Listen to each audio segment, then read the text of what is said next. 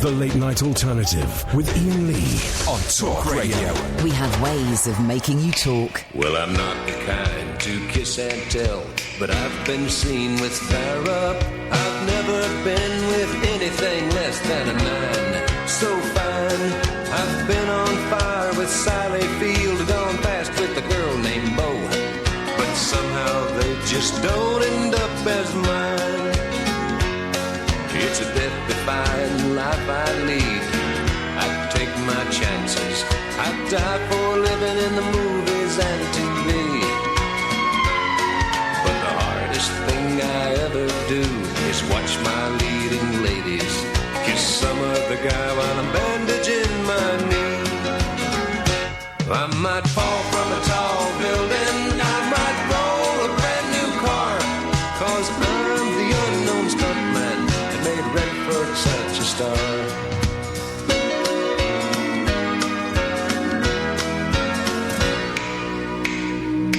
I've never spent much time in school, but I taught ladies plenty. It's true, I hire my body out for pay. Hey, hey, I've gotten burned over Cheryl Teague's, blown up for Raquel Welch. But when I wind up in the hay, it's only hay. Hey, hey, I might jump an open drawbridge or Tarzan from a vine, 'cause I'm the unknown stunt. Here we go. That makes Eastwood look so fine.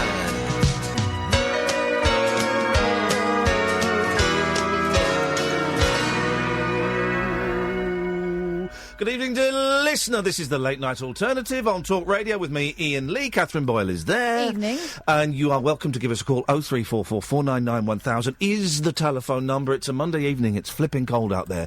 But do you know what? I'm feeling a very, very strong vibe, Catherine. I'm feeling a very, very strong vibe about tonight's show. I can feel it too. It can't be as bad as any of the shows we did last week, surely. We can't have a second week of bad shows. No pressure, but we've got two guests on the show this evening at 11 o'clock. Tony Hendra, one of the founders of National Lampoon, the manager from Spinal Tap, and the one of the co-creators or maybe creator. I'm going to say co-creator of Spitting Image, and he walked away from it because it was too soft. What? He said it was too soft. He wanted it to be more political. Amazing. The One Show are here as well, and no pressure, okay, but this is my chance to break into the mainstream, okay?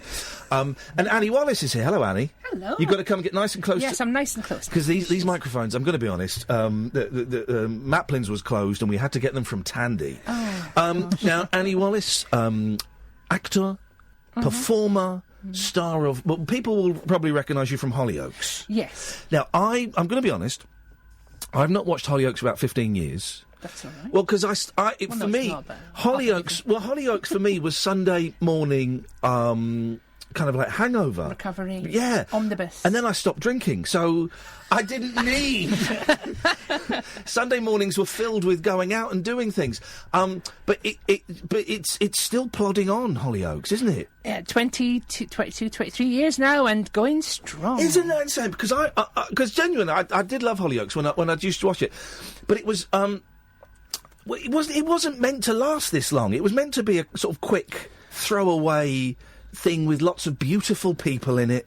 And it wasn't supposed to last very long, wasn't it? It was meant to be a youth soap. I mean, it's what Phil Redmond did best, isn't it? It was originally his baby, and he'd done Grange Hill. Yep. So I think he did that for a while, and then he moved away from that, and he formed his own TV company, Mersey Television. Yep. And he decided to do a kind of slightly more grown-up Grange Hill, dealing with kind of like post-school, college teens and that kind of thing, and it just got legs, and it kind of came into its own, into its current kind of crazy style, I think, about 4 or 5 years later. And it got legs and it wouldn't stop walking. That was the thing. It walked into the forest and... And am I right in thinking, I don't do any research when people come on, but I did Google your name because I wanted to check one thing, which we'll get to later, right? Yeah. But am I? Because I like to have the conversations, and we'll find out stuff and all of that stuff, Because when you go and chat to someone at a bus stop, you don't go, I'm just going to Google you and go onto Wikipedia and say, Tony He's the character. He's like the Ian Beale, isn't he? Yes. Of Hollyoaks. He's the only original character still in it. Yes, the only original from day one. Yeah. But we do have some characters who've been in since very early who were originals, like Steph Waring, who played Cindy Cunningham, still does. Yeah. And then, of course, we've got Jimmy McKenna, who plays Jack Osborne. Mandy's still in it, isn't she? She's just come back. She went away for a few years and now she's back again, along with Luke Morgan. He's come back as well. So we've got quite a few kind of old school ones in it now. After them being away for a while, they've kind of come back as adults. By the way, if you want to talk to Annie, you can. 0344 499 1000 is the phone number. We'll call you back. And we've got Gary and Alan and Jonathan. We'll come to you in a minute. How long have you been in it for? 2.5 years. Okay, because I'm aware that most of our questions will be... Yeah, now, in 2005, what happened... So, this is a real test to see whether you're worthy of having that job. Of course you are, I'm teasing. I do my best. There was my favourite character... Jambo. No, not Jambo. Wasn't there one? Meller. Yeah. Wasn't there one called Buckethead? Bombhead. Bombhead. Yes. And Bombhead was a bit soft in the head, wasn't he? I'm not sure. But I like. Well, that's great. It's been a long time ago because I watched it for a few years. Yeah. And then I kind of stopped watching it for a while.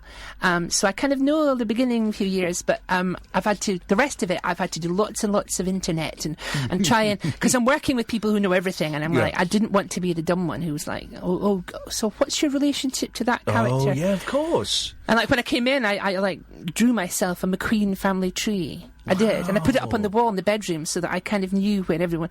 And that was a hard one. If you're going to research any family, the McQueens is the hardest. So you're like Robert De Niro with your method, you are. That's incredible. I'm just a geek. Can you... Because Hollyoaks... I don't watch much television, but there are programmes like Hollyoaks and EastEnders and Coronation Street that are now part of the furniture. You know, they are comfy, and if we're flicking through the TV and if Hollyoaks is on, we'll watch 10 minutes of it. If the only one we won't watch is Emmerdale. I like Emmerdale. What are you talking about? Emmerdale Farm. No, you don't. When it's on, you go, it's boring. It's not Emmerdale Farm anymore. Now it's sexy. It's just Emmerdale. There's no Sugdens in it. No. There's no Sugdens in it. How can it be Emmerdale Farm without a Sugden? Well, there is. Who? There's Robert Sugden. Oh, yeah. I mean, that's very tenuous, though. No, he's the son of Jack Sugden, isn't he? Yeah, he is. And Jack was... Molly's son. One of Molly's sons. So he's kind of like... Annie, right? Annie. Annie Sugden. Who's Molly Sugden? Molly Sugden is a real-life person. She's Mrs. Slocum, isn't she? Mrs. Slocum. Okay. Yes. And in the 70s... I'd love to see her in Emmerdale. But in the 70s, did the general public know that pussy meant vagina?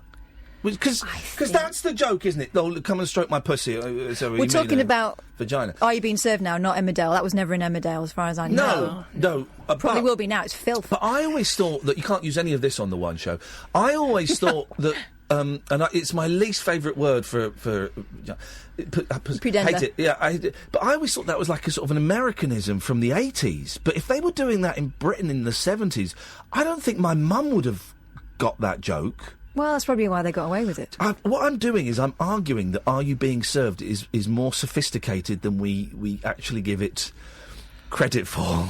It was a weird programme, man, because she's talking about her vagina. Mm-hmm. There's Mr. Humphreys, who is okay, it sounds like he's offering to help a customer, but actually he's saying he's open for gay sex at any point. It was a mess. Is that what he's saying? It was a messed up show, wasn't it? God, wasn't the 70s out? Different times. You've got to remember you couldn't be overt about a lot of this stuff until around that time, so they were cutting edge back then. God, I don't think Mr. Humphreys was ever cutting edge. I don't know if that really forwarded gay rights very much at all. I don't know.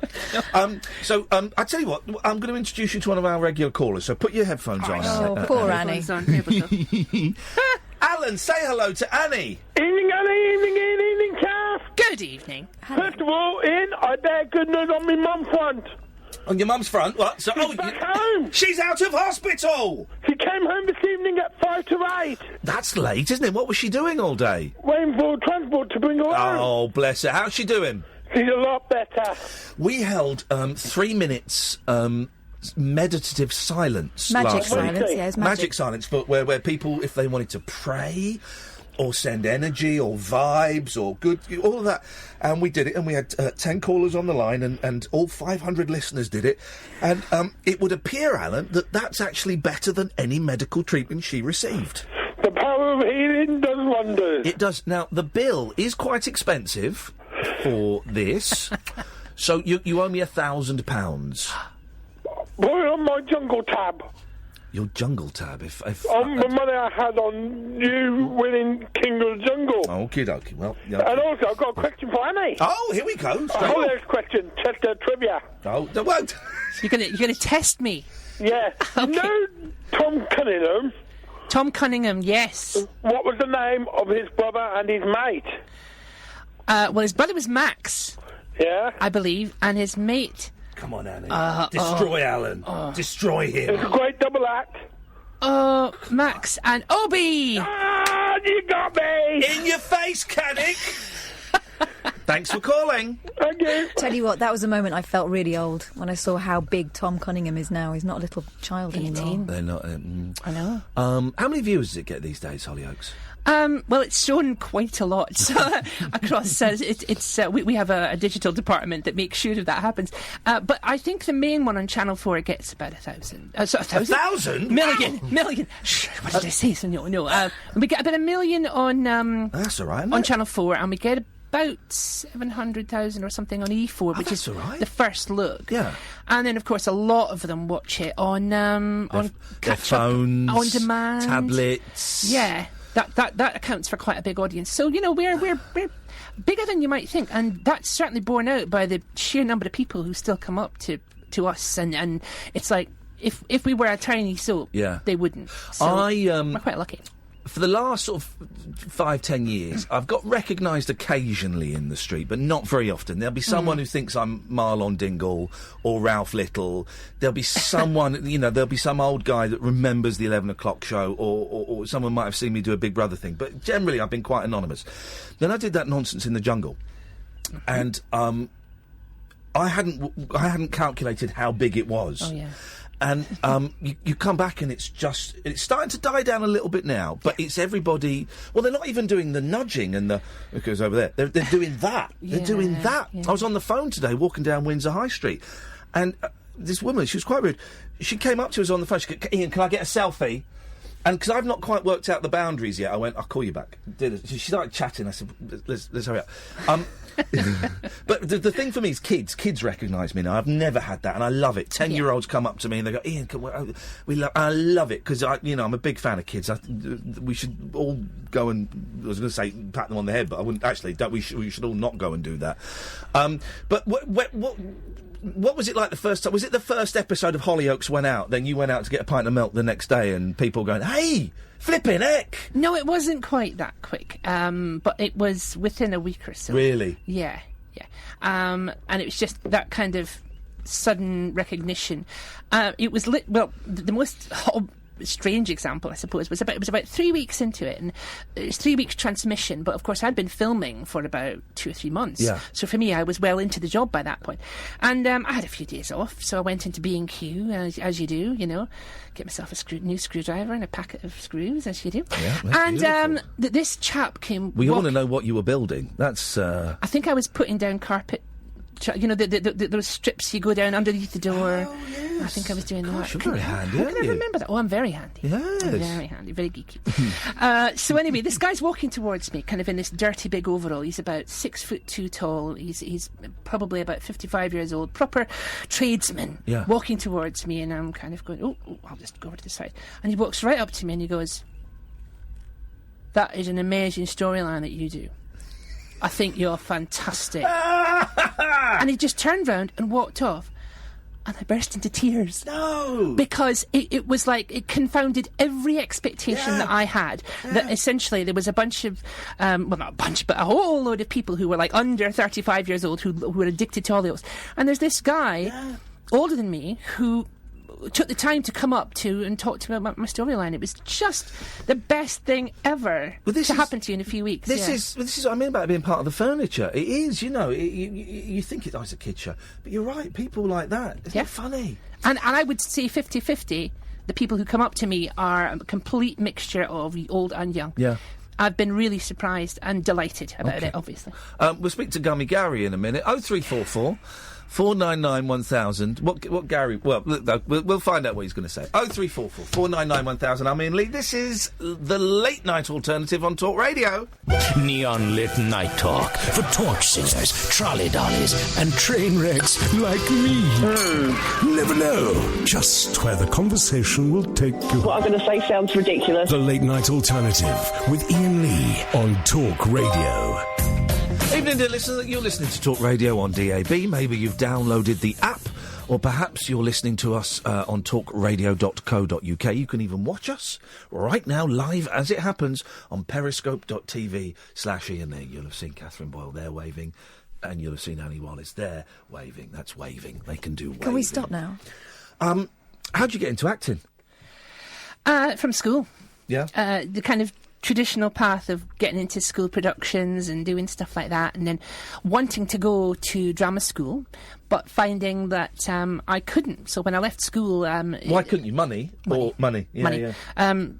Very standard working class family, Aberdeen, and I had to basically go to either Edinburgh or Glasgow or even further south. Yeah. And that's the fees for the school, and of course the accommodation and living and everything. And obviously that's usually a parental responsibility, and they just couldn't afford it, and I had to give up the dream. And I kind of wanted to do it for a long time, and just sort of did some amateur stuff and did some bits and pieces, short films and things. And then when I was doing some stuff for Corrie, I got pulled into hanging out with the actors in the bar afterwards, and they were like, why didn't you go to drama school? And this is money, and this is, you do realise that you can get a student loan now, and there's 2 drama schools in Manchester. Yeah. And I went, really?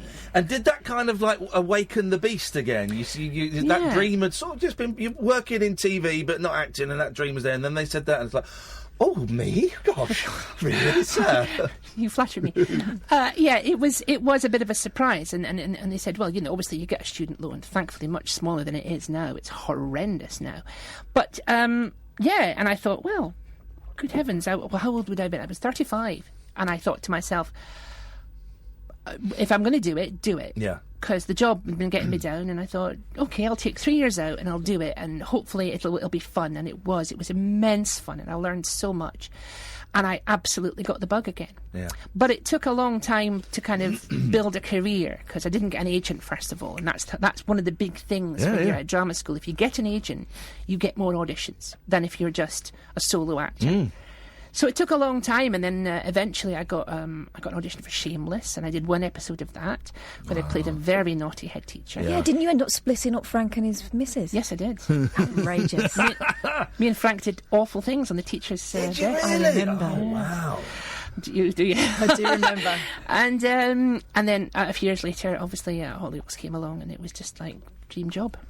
Okay, now you mentioned Coronation Street. I didn't. No. I've read 2 slightly different accounts online. Were you the inspiration for Hayley? Was Hayley Cropper based on you? Not initially. Right. No.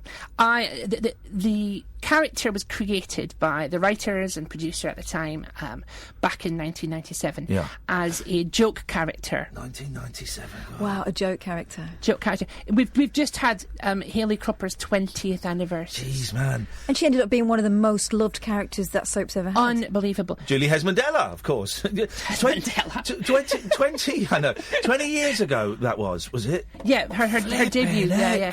I'm so old. So they invented that, and they did the story and whatnot, and it was really only. I mean, you look at it now in terms of the timeline, she was only in it for about 3 months. And in that 3 months initially, just like totally captured the imagination of the viewers.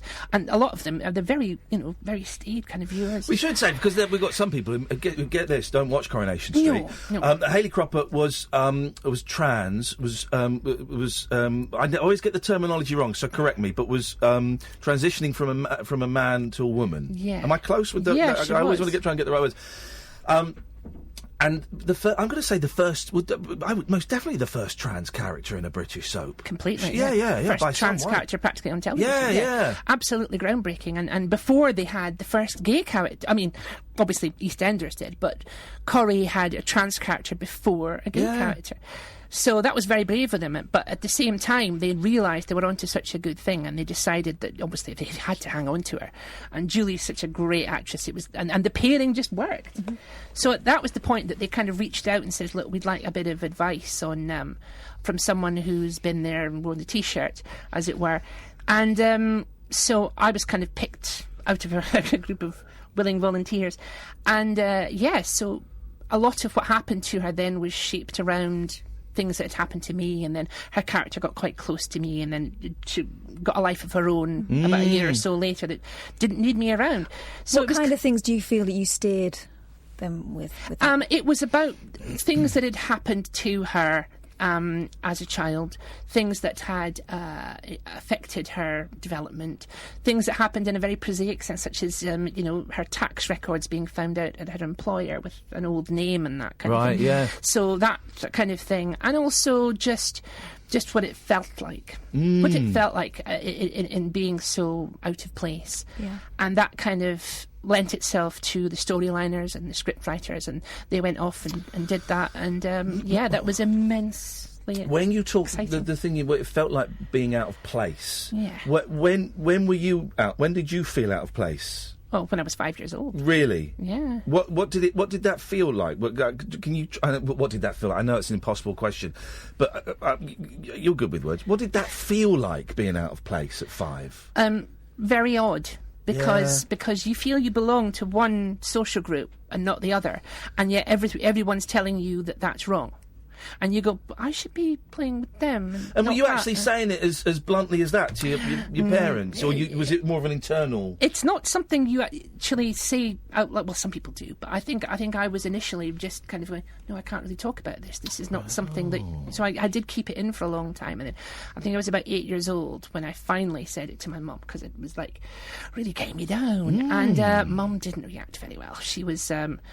don't you ever say that, and that kind of thing. So I never did again. I was like, I went, whoa, this is not something you tell people. What did you say to her that you felt like you... Yeah, I said, something's gone wrong. I says, I'm a girl. Yeah. That's just who I am, and it's kind of that simple.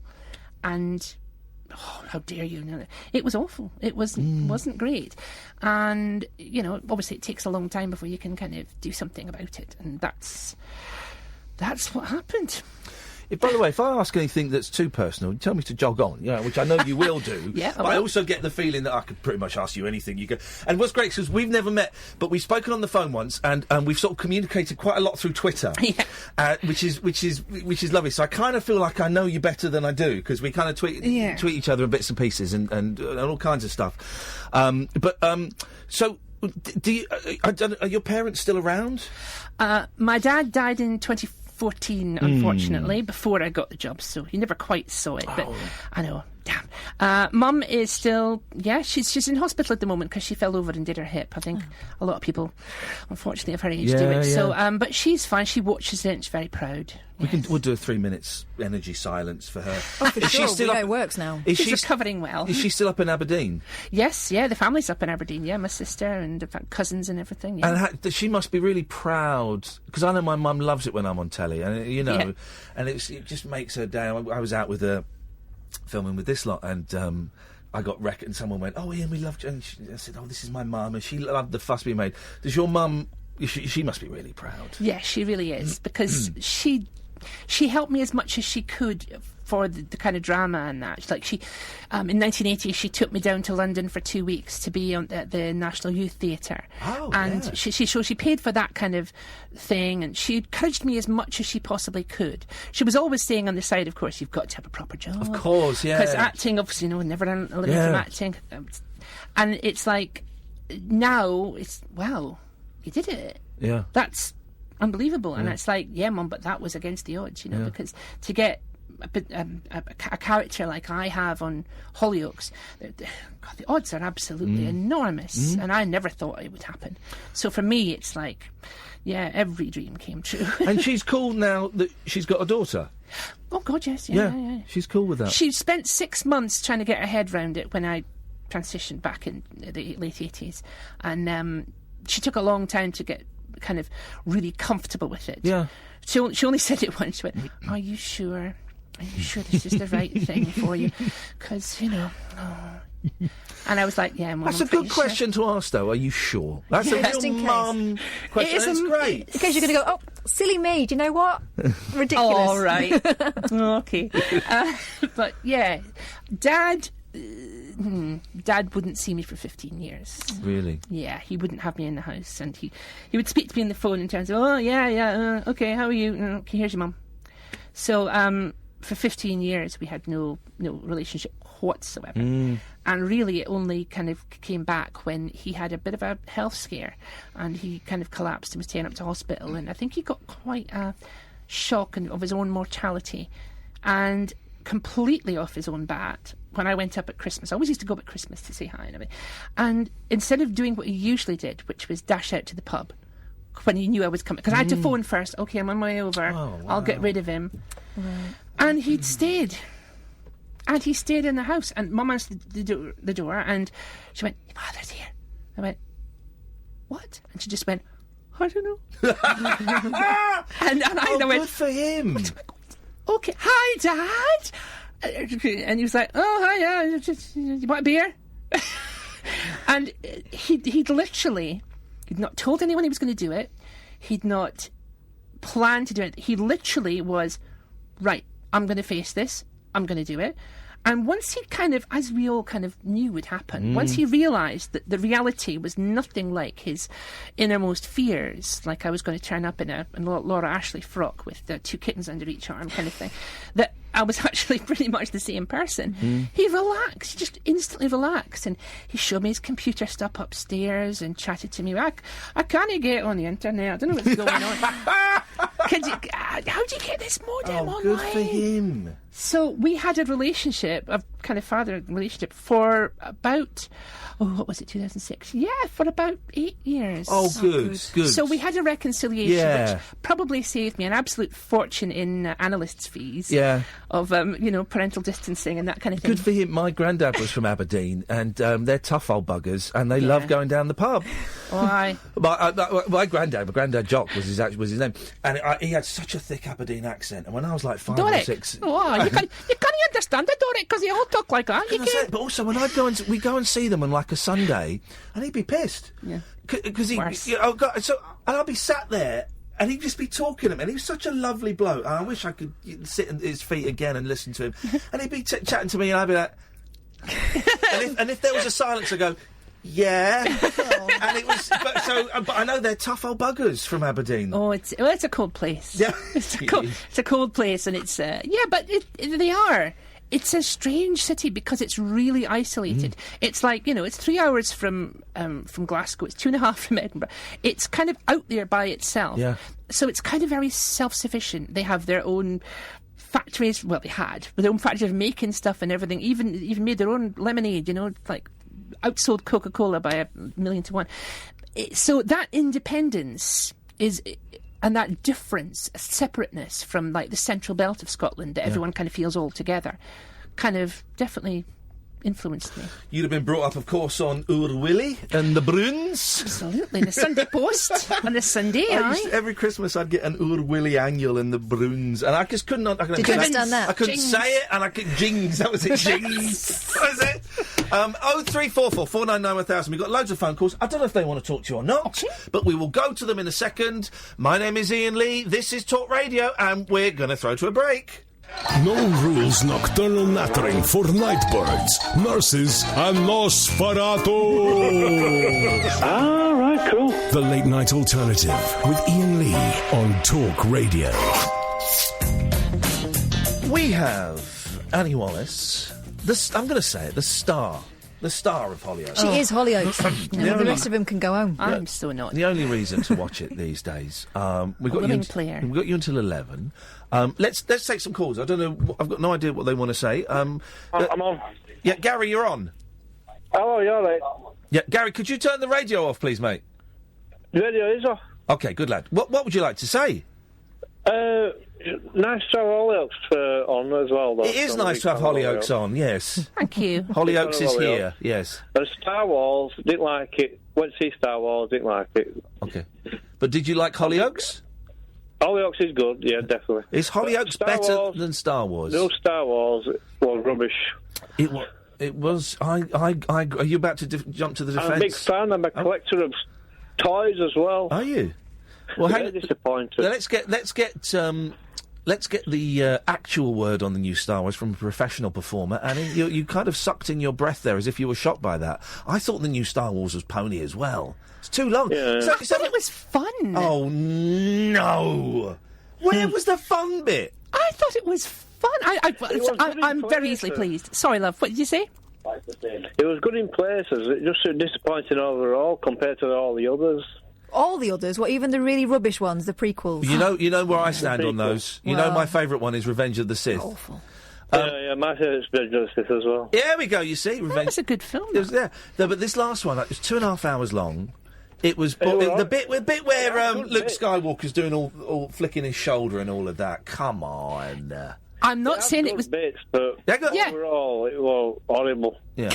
Oh, I horrible. don't think it were horrible. I think it were nice. And it just looked like weird and stupid. Yeah. Well, okay. It has going to be on the poster. Horrible, weird, and stupid, Gary. Yeah. Well, that's thanks for talking to us for a film that was released 3 months ago. No, it's... We done? Oh, my nephew's on Twitch at the moment. Twitcher? Playing COD. Twitch? Playing COD. Okay, I'm a little bit too busy to watch now. I'm doing a radio show. Teapot. Just watching. Okay, well, thanks for calling, Gary. All right, no worries. There we go, you see. That was fun. There we go. For him it was. Let's go to Sandra. Good evening, Sandra. Hello there. Hello, Sandra.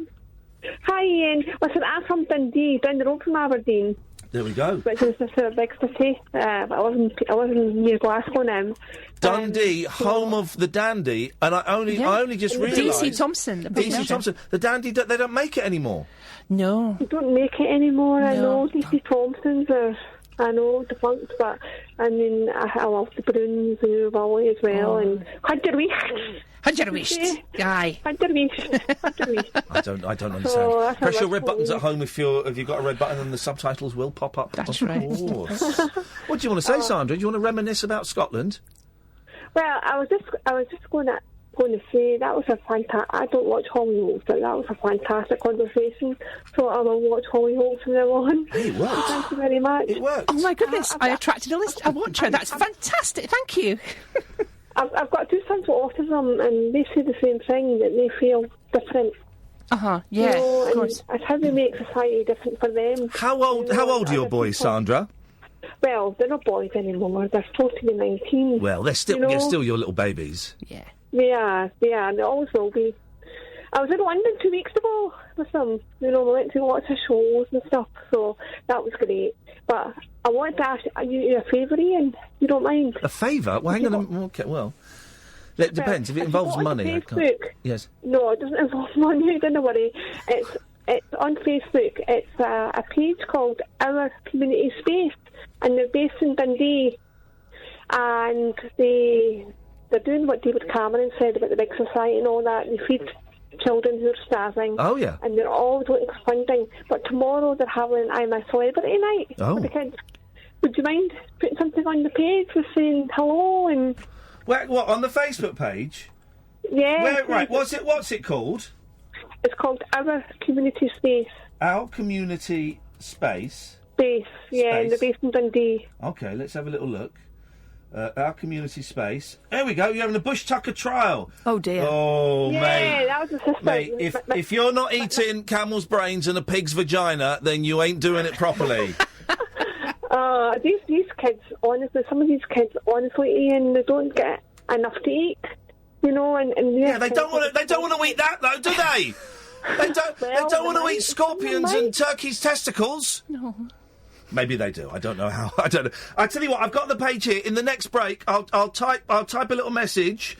There's the first post that's up there about. There's got a picture of the Bush Tucker trial. I'll type a little message. Oh, that's great. And thank you, because I mean, my sister.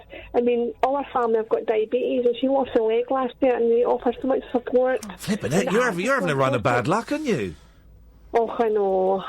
I mean, my mother-in-law's got dementia as well. Oh, mate, I'm sorry. What are you doing? How are you looking after yourself? Because there's a lot going on around you, and it's important, I think, for the people, you know, that everyone kind of comes to as a shoulder to cry on or someone to lean on, that they've got, you know, fun things happening. So how are you looking after yourself, Sandra? Well, do you know what I do, Ian? I read a book, or if I can, I go to the theatre for a couple of hours. You go to the theatre? Yeah, or I go to the theatre, or I go and see, like, a Star Wars film. I'm a sci-fi geek. So don't see the Star Wars film. Don't go and see the Star Wars film. I tell you what. Han Solo one coming up. So. I tell you what's a good film, and Kath saw it yesterday, and I still saw can't talk about it a while ago. Coco. Have you seen Coco? No, it's amazing. Oh, Sandra, have you seen Coco? Yes, I have. Isn't it incredible? Wow. Yes, It's. I tell you what, it's a Pixar. It's a kids film, but quite often the problem I've got, Sandra, is a lot of these kids films, they're not really for kids. They're for adults. But they look like it. But this is a proper kids film. There's no mucky jokes in it, like little wink to the mums and dads. Yeah. There's nothing. It's just a really, really good story, told beautifully. You have a little cry, a couple of places. Just perfect. Perfect. I know. And do you know what I think? The ads are being totally cut. You know what I mean? With all these cuts that are going on. Yeah. At the moment, and they shouldn't be cut. You know, kids should have access to the arts. You know, my daughter, who's now 24, is giving back. And I get this. Listen, and the first thing, whenever there's a recession or austerity, the arts. First thing is the arts, because we don't need theatres, we don't need museums. We don't need cheating up after the rest of the stuff we have to go through. No, exactly. But the thing about art is that it's worth more than the money that's spent on it, because it makes you feel good about yourself, about your community, about society, about life, beauty. We want beauty in our lives. Now, some people get that from going and looking at a picture that's 500 years old. Some people get it from a silly statue. Some people get it say silly, because it's an obscure one. They get it from all different kinds of things. Yeah, I think about it, Ian. I wrote a blog about this, and I mean, the very first signs of civilization were cave paintings, and they still survive. You know what I mean? That's a record of, you know what I mean, the first time you communicate with each other. Yeah, I'm listening as I'm typing a message on your Facebook page. Art's very important to the entire human race. Doesn't matter whether you take part in it a lot or a little, but art is very important. It's how we express ourselves. I know, and there's a project that you probably know about it called Our Big Noise in Stirling. Our Big Noise, what's that?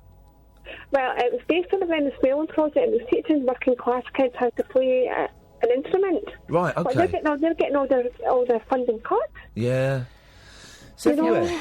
It's everywhere, and it's outrageous, particularly when you're doing it with kids. Cut my funding because I've got a few quid and I've lived. But for kids, we should be throwing all these opportunities at them and seeing which ones stick. Yeah, and as I said to you before, my daughter and my son just love theatre and sort of watching it and taking part in it. Yeah. And it's so important making them rounded human beings. You know what I mean? And letting them know that the arts are for everybody. Not just for the wealthy, because when I was in London and they sort of passed the Royal Opera House and it was like the opening night and it was people coming to Rolls Royces and all that on their jewellery, and so Lennon said, but... Well, listen, Sandra, I wish you the very best of luck. I've just posted a little message on your community space. Thank you. I hope it goes really, really well, and, just put in some live cockroaches and stuff in there as well, because otherwise it's not... Okay, Thank you for your call, Sandra. Ta-ta. Bye-bye. Bye.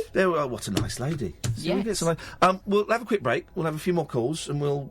if you think you want to plug, we'll plug away. We've got you one new viewer. That's brilliant. That's worth the train fare. That might take us up to the million.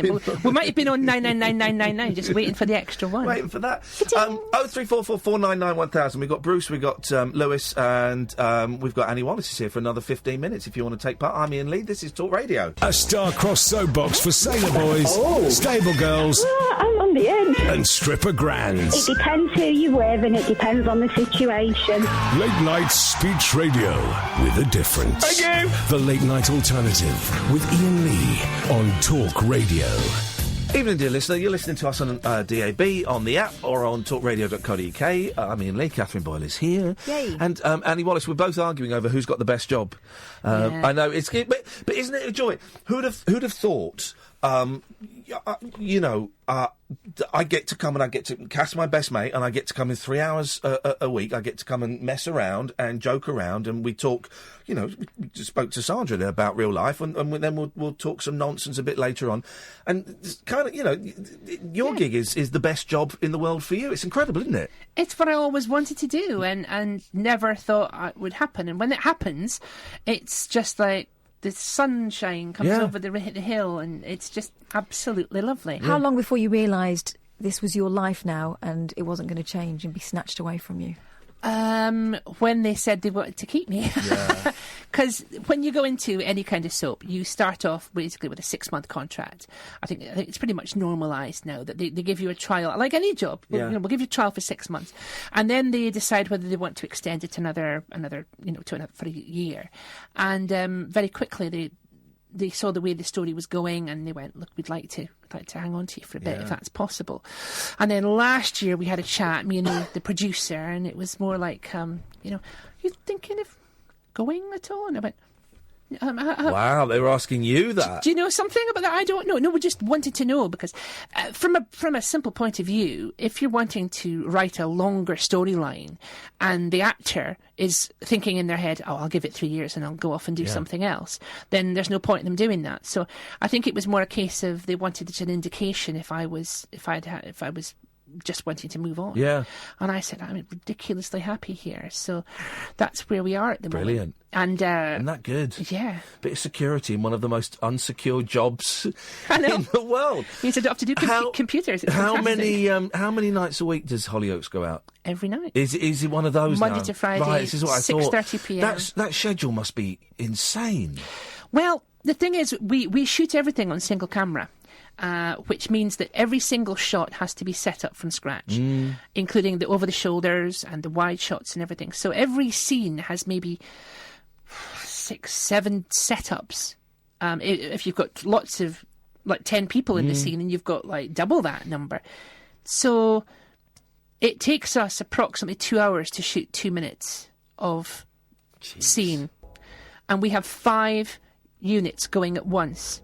So we actually create around about 35 minutes of gathered footage per day, which we kind of have to do. Yeah. Because every day 30 minutes of footage goes out.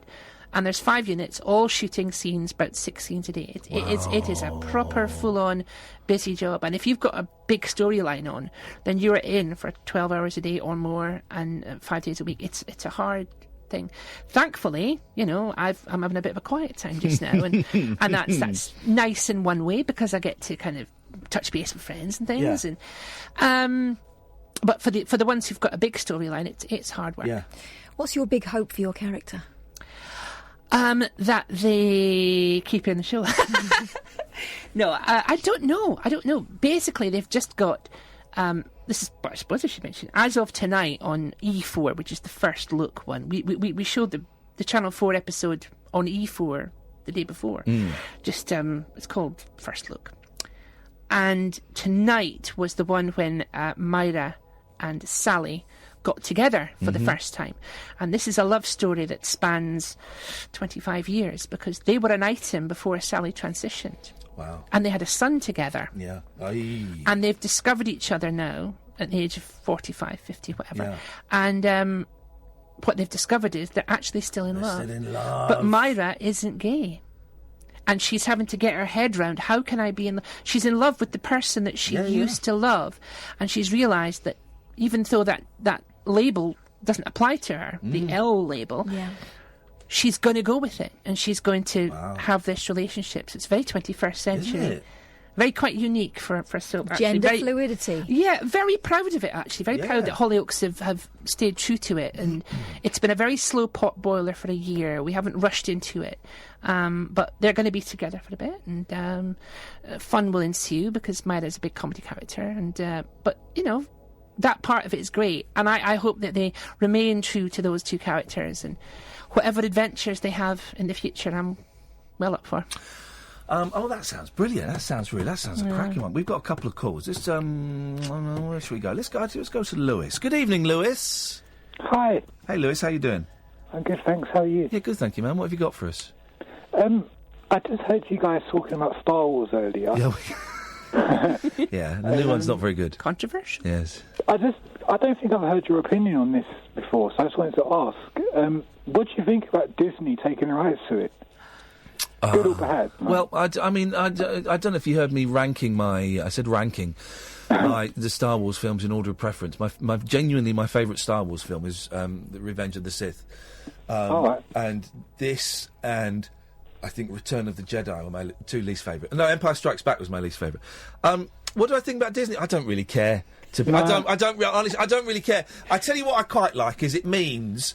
Because the other Star Wars films that have come out under the Disney banner, they've been quite good. The Rogue One... Rogue One was good. Rogue One was really good. Rogue One was great. Yeah. The other one I thought was great. The first one I thought was good. And because I've got two boys who are 6 and 8, this is right up their street.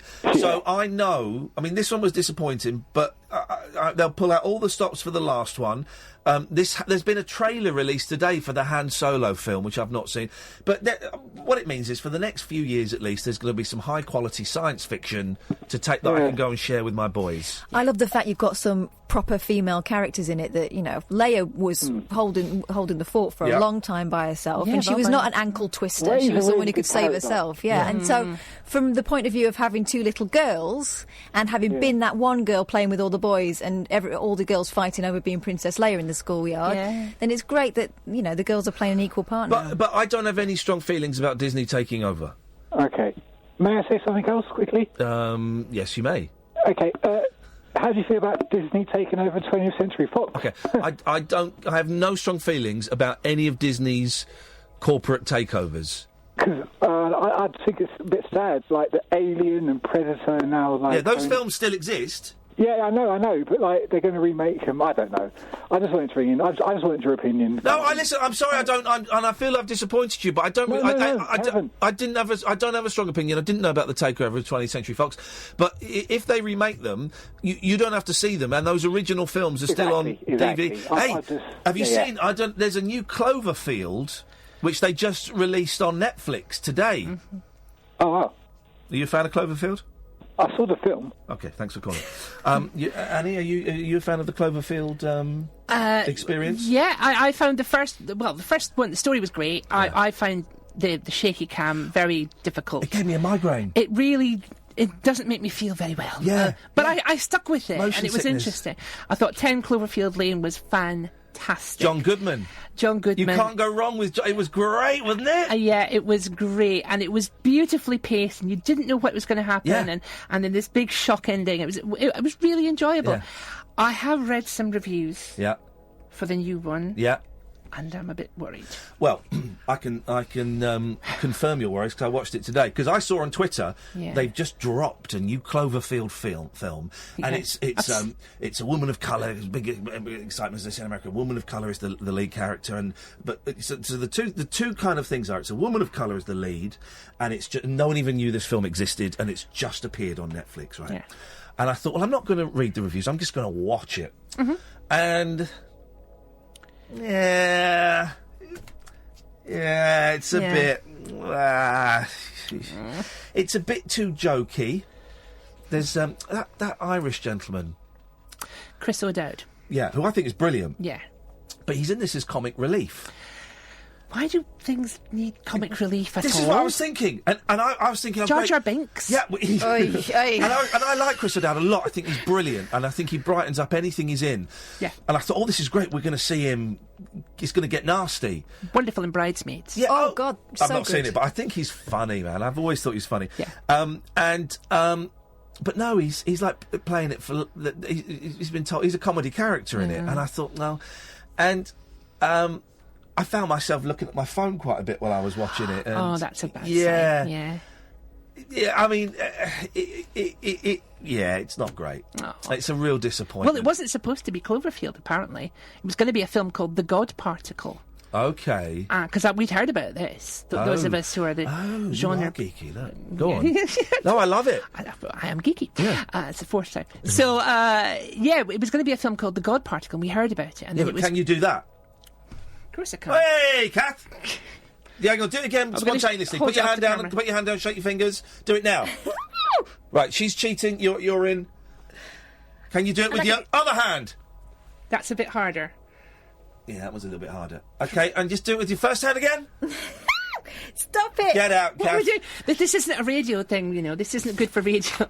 They're all going, what are they doing? Listen, you'll never know. We're out of time. We're out of time. Give us your Twitter and website and the thing people want to go and find out more. It's really simple. It's at Annie Wallace for Twitter, and for Facebook, it's facebook.com/Annie Wallace. Because I was tweeting, oh, Annie's coming. I thought she can't have at Annie Wallace. There must be she must be like at Annie _ or at. But you got the Annie Wallace. That's because I'm a geek. You were first in. But I was first in. I think as soon as I saw things, and I got AnnieWallace.com as well. Beautiful. So I kind of was always thinking, right, get them because one day they might be useful. Yeah. And here we are. They're useful. So I have the original one. I was thinking of getting the domain names for my kids.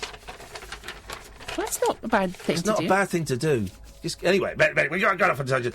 So nice to meet you. Nice to meet you. Thank you. Dear listener, put your phones down because we've got another guest coming up on the line all the way from New York City, and I'm talking to him all on my own. I'm Iain Lee, that was Annie Wallace. This is the Late Night Alternative on Talk Radio. The Late Night Alternative with Iain Lee on Talk Radio. We have ways of making you talk. Now me old mate, all the way from sunny England, the very latest dance. Let's do the waltz.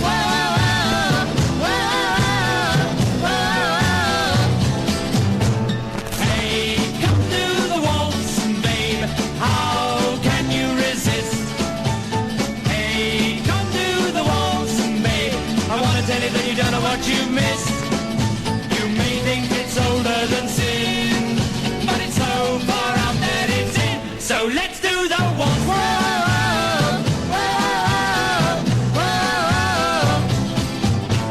Hey, let's do the waltz, babe. Come along and let me show you where it's at. It's that Viennese schmaltz, babe. Strauss never thought of anything like that. It's all over town. This time you don't need a gun. Just jump up and down.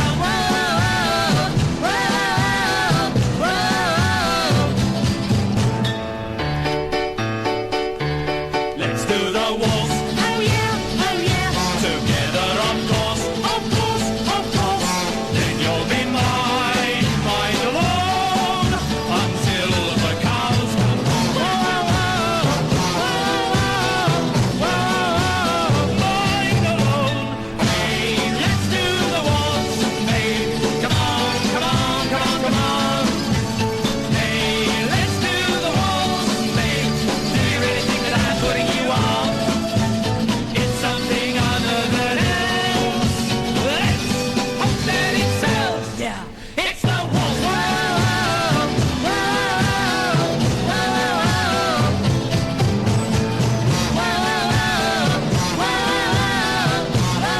That's what I'm talking about, guys. That's what I'm talking about. Yep. Ladies and gentlemen, it's probably the best introduction for the guest we got coming on, but I just thought it was charming. And the other song I wanted to play is too filthy, it's too rude, too many swear words. There's even a bleeped version on YouTube, and it's still too sweary and it's still too rude. Ladies and gentlemen, would you please welcome all the way from the United States it's Tony Hendra. Hey, Tony, how are you doing? I'm good. How are you, Ian? Am I pronouncing that right? Is it Ian or it's got too many vowels in it? So I wondered if it was something else. No, come on, Tony. Look, please don't knock your British roots. I'm just spelling Ian correctly.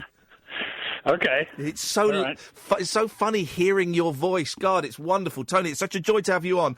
That was well, as you know, that was "Let's Do the Waltz" from your dim and distant history. What memories have you got of that? Very dim. That must be well over 50 years ago. Wow. That's when I was a part of a comedy team called Hendra and Ullet. Or if Ullet was giving the interview, it was Ullet and Hendra. That was the flip side of our first hit single, which was actually on the A side. There was a song called the Chicken Song. Oh, right. Which was like sort of a Winchester Cathedral. Remember that song? Yeah, of course. Yeah. And it was except it was all chickens, not exactly plucking Winchester Cathedral, but a very similar song, like like that. And it just got more and more. We overdubbed it until it was about 1,000 chickens doing this thing. Fantastic. And it was like it was actually extremely funny, and it was funnier than Let's Do the Waltz. Let's put it that way. There's so much. There's so much. I don't know where to start with you, right? And I tell you why you were on my mind, Tony. Obviously, I'm a huge fan of Spinal Tap, and I've seen that film 100 times, and I buy copies of it on DVD to give to people who haven't seen it. But the reason you popped into my head, let's start with this, I suppose, is because I saw the movie about Doug Kenny that's on Netflix that came out a little while ago. And, of course, it's a futile and stupid gesture, it's called. That's it. And I knew nothing about Doug Kenny at all. I knew very little about National Lampoon. I knew bits and pieces, and I knew about Lemmings, and I knew a few of the things, and obviously the movies. But the magazine itself... and I thought, I wonder what Tony Hendra's up to these days. And so I did a Google and I found you, and I've kind of fallen down a Tony Hendra rabbit hole. So let's start with... have you seen that movie? Yes, I have. I have seen it. What did you make of it? Because I've been telling my listeners they should check it out. What did you make of it as someone who lived through it? Well, I mean, from an objective point of view, I think that's correct. I think people should see it because, especially outside of the States, where the National Lampoon was kind of an institution in the 70s. Yeah. It's really not known because it was a very influential bunch of people and very influential magazine. I mean, it was selling 1 million copies a month at one point, and the movie is, from my point of view, it's very sort of it's a real mulligatawny stew. I mean, it's like it's all mixed up, and the timelines aren't right, and the wrong people are in the wrong pieces. I think the authors of the screenplay basically wanted to make Doug, who was a very charismatic guy and one of the founders of the magazine, into the sort of star of everything that happened at the National Lampoon. Yeah. And which is understandable since they have this tragic ending, and they're obviously going towards their tragic ending when Doug either falls or jumps off a cliff. And but it meant that, for example, Lemmings, which was just like thrown into the middle of some other montage, which was very weird. I mean, I produced Lemmings, and it was basically my concept, and I cast it. I put John Belushi, and Chevy Chase, and Christopher Guest in it. So it was, but that wasn't mentioned anywhere. No. And no, they made it all out. Everything was Doug Kenny's idea. Is how the film portrayed it. That's very interesting. If you had that impression, not knowing what the yeah, that's interesting. Yeah, that's exactly what it was. I was aware of Lemmings because I found Lemmings years and years ago in a second-hand record store. I thought, this looks like it could be fun, and it's basically kind of a piss take of a spoof of the whole Woodstock kind of thing, right. And it's wonderful. It's a joy. Christopher Guest's James Taylor, we know he didn't play at Woodstock, but his James Taylor is spot on. How much fun was it putting that whole show together? Well, it was an enormous amount of fun. I mean, Woodstock, and this must have, when were you born? I was 73. Yeah, so it literally premiered as you were being born. Wow, look at that. In 1973. Yeah. At the Village Gate in New York. And, I mean, it was was a very hard cast to corral and control. If you can imagine John Belushi and Chevy Chase and Christopher Guest being on stage, and there were several other very talented people in it too. But the great thing about it was that Woodstock was really sacred still in 1973. So we were really going after a very huge sacred cow and carving large steaks off it. And that was immensely thrilling to me, and because that was generally speaking the mission of the Lampoon. Yeah. And yeah, I mean, we did Crosby, Stills and Nash. We did Bob Dylan. We did, as you mentioned, James Taylor. That's just a stunning imitation of James Taylor and of his songs. Yeah. And Carly Simon and James Taylor actually came to Lemmings at one point. No, did they? Did they? Yeah. Oh God! And, what did they think? Carly Simon forced him to come. She said, I actually knew her quite well, and she said she forced James to come, and he just sat there when it was playing, like ashen faced, like we'd really nailed him, and right in front of us. He got off quite lightly, though. I mean, it's an affectionate pastiche of his songs. Some of the other stuff you've done was a little bit crueler. What are you thinking of? Exactly? I tell you what I'm thinking of. Well, I really wanted to play the John Lennon song. Right. I really wanted to play it, and even the bleeped version, it was too near the knuckle to play. Right. But we listened to it a few times in the office tonight, and it's a cracking bit of work, that. Yeah, Magical Misery Tour. Yeah. And I tweeted it earlier on. I said, look, we've got Tony Hendra coming on. You probably know him from Spinal Tap and other things, but you should listen to this. And for those who were too lazy to click on the link, it's basically Tony doing a pretty spot-on John Lennon impression over an Imagine, kind of piano keyboard thing. And it's just the most violent, aggressive swearing. And all of it is actually from a John Lennon interview in Rolling Stone magazine. Yes, he did an interview in 1971, and at the time he was doing something called Primal Scream Therapy. And he and Yoko were doing Primal Scream Therapy. And Primal Scream Therapy was basically what it sounds like. Yeah. You screamed like a baby, and then somehow that got all your anger out. So, but he actually did the interview, like in therapy. Yeah. So all this sort of bile came spewing out about everything from the George Harrison bit is one of the best lines in the piece. Actually. Oh, that's the bit we kept playing again and again and again with his effing Hare Krishnas. Yeah, right. Yeah, that's a beaut. But and I mean the only line I made up was "Genius is pain." Right. And although actually I think that was somewhere in the interview too, but I pulled that out and made that the chorus. But it was that was a thrill to do, I must say, because the thing about good parody is you've got to love at some level. You've got to love what you're parodying. Yeah. Otherwise, you can't get into it. And but John really went that was a very arrogant thing to do, and it was a very arrogant interview. So he kind of deserved getting a bit of it thrown back at him. Was there what I've read about National Lampoon, and I've bought the I watched the documentary as well, Drunk, Stoned, Beautiful, Dead. And no, brilliant. Yeah, brilliant. Sorry, yes, yes. Thank you. And Brilliant Dead. And I bought the book, the accompanying book that goes with that. So I've got this wonderful thing to kind of read through now. But were there points with Lampoon where you're thinking, this is too far, man. This is too far.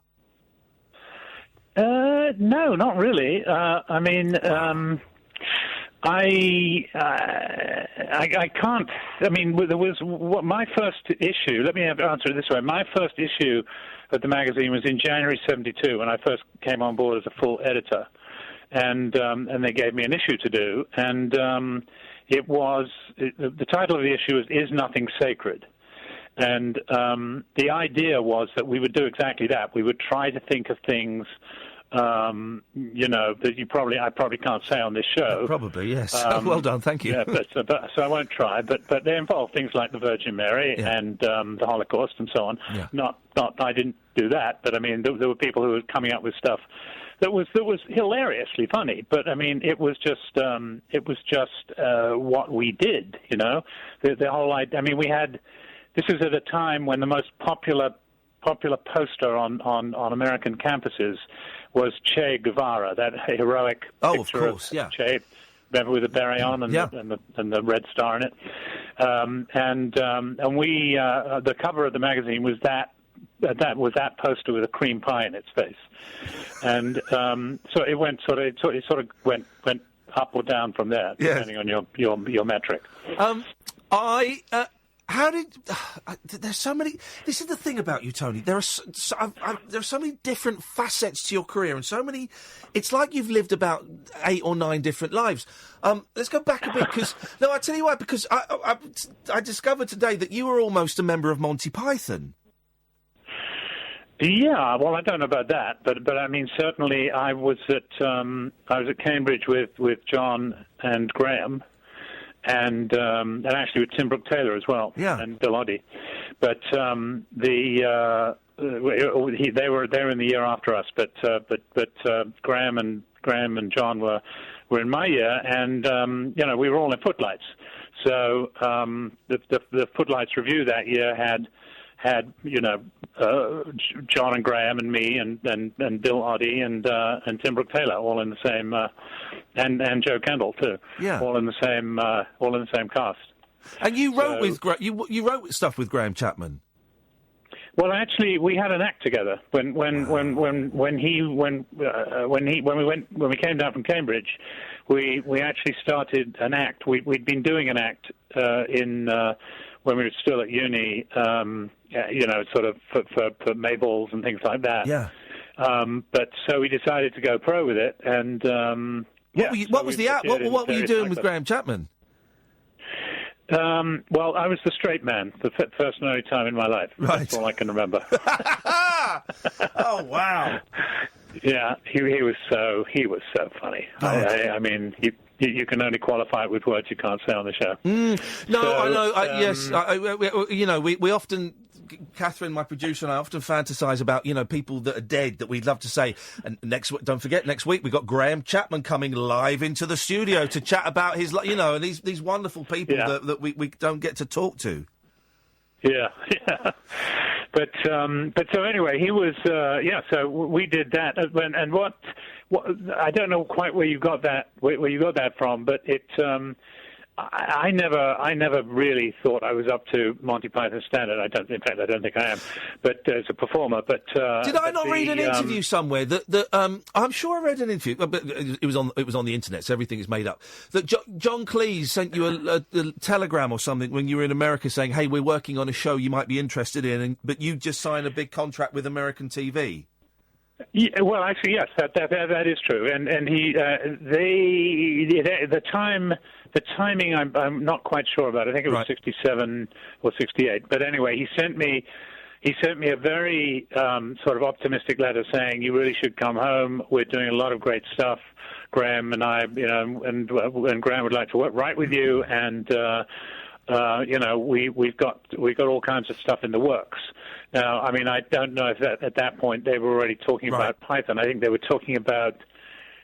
They must have been doing that David Frost show then, but but anyway. So I mean, I guess if I'd gone back, I would have got at it, But if I might have been the Pete Best of Monty Python. But how did you end up in the States? What took you over to the States? Well, long story short, in those days, Graham decided he wanted to become a doctor after all, instead of the most brilliant comedian in London, and so I was left with a lot of bookings, and I got another guy from Footlights who was younger than me, called Nick Ullett, and I took over the bookings, so that we became the comedy team that we then were in the United States. Yeah, and there was we were appearing at the Blue Angel, and there was a very now famous and actually dead comedian called Jackie Mason. Yeah, of course. Who was who was appearing he was headlining at the Blue Angel, and we were, opening for him, and he and his manager Bob Chartoff, who later became a big producer of Rocky and all kinds of other stuff, they loved us, and they said, you should come to New York. And if you do, Bob said, I will make you the Beatles of comedy. Wow. You can't ignore an offer like that, can you? That's proper old huckstering, Exactly. So anyway, in those days, you could get if you agreed to do a show for the passengers, you could get a first class stateroom on a transatlantic liner. So we said, wow, that's a good way to go to New York. We'll go for a couple of weeks and see how it turns out, Yeah. So he jumped on this transatlantic liner, which was the SS United States, which was a converted troop ship and the fastest liner in the fleet at that point. And it was the worst crossing anyone could remember, even including the crew. So every one of the 800-passenger complement was seasick from one end of the voyage to the other, except for us. So we never had to do the show, and we drank ourselves silly, and that's how we got to New York. We got to New York. Bob immediately put us on stage at what was then known as a hootenanny, which was a sort of folk version of an open mic, and we got like 6 months' work in one evening. So within 48 hours of landing in New York, we already had 6 months' work, and we were driving up Park Avenue in limo with the top open. I mean, if you did put that scene in a film, you go, nah, I'm not buying that. That sounds rubbish. That's incredible.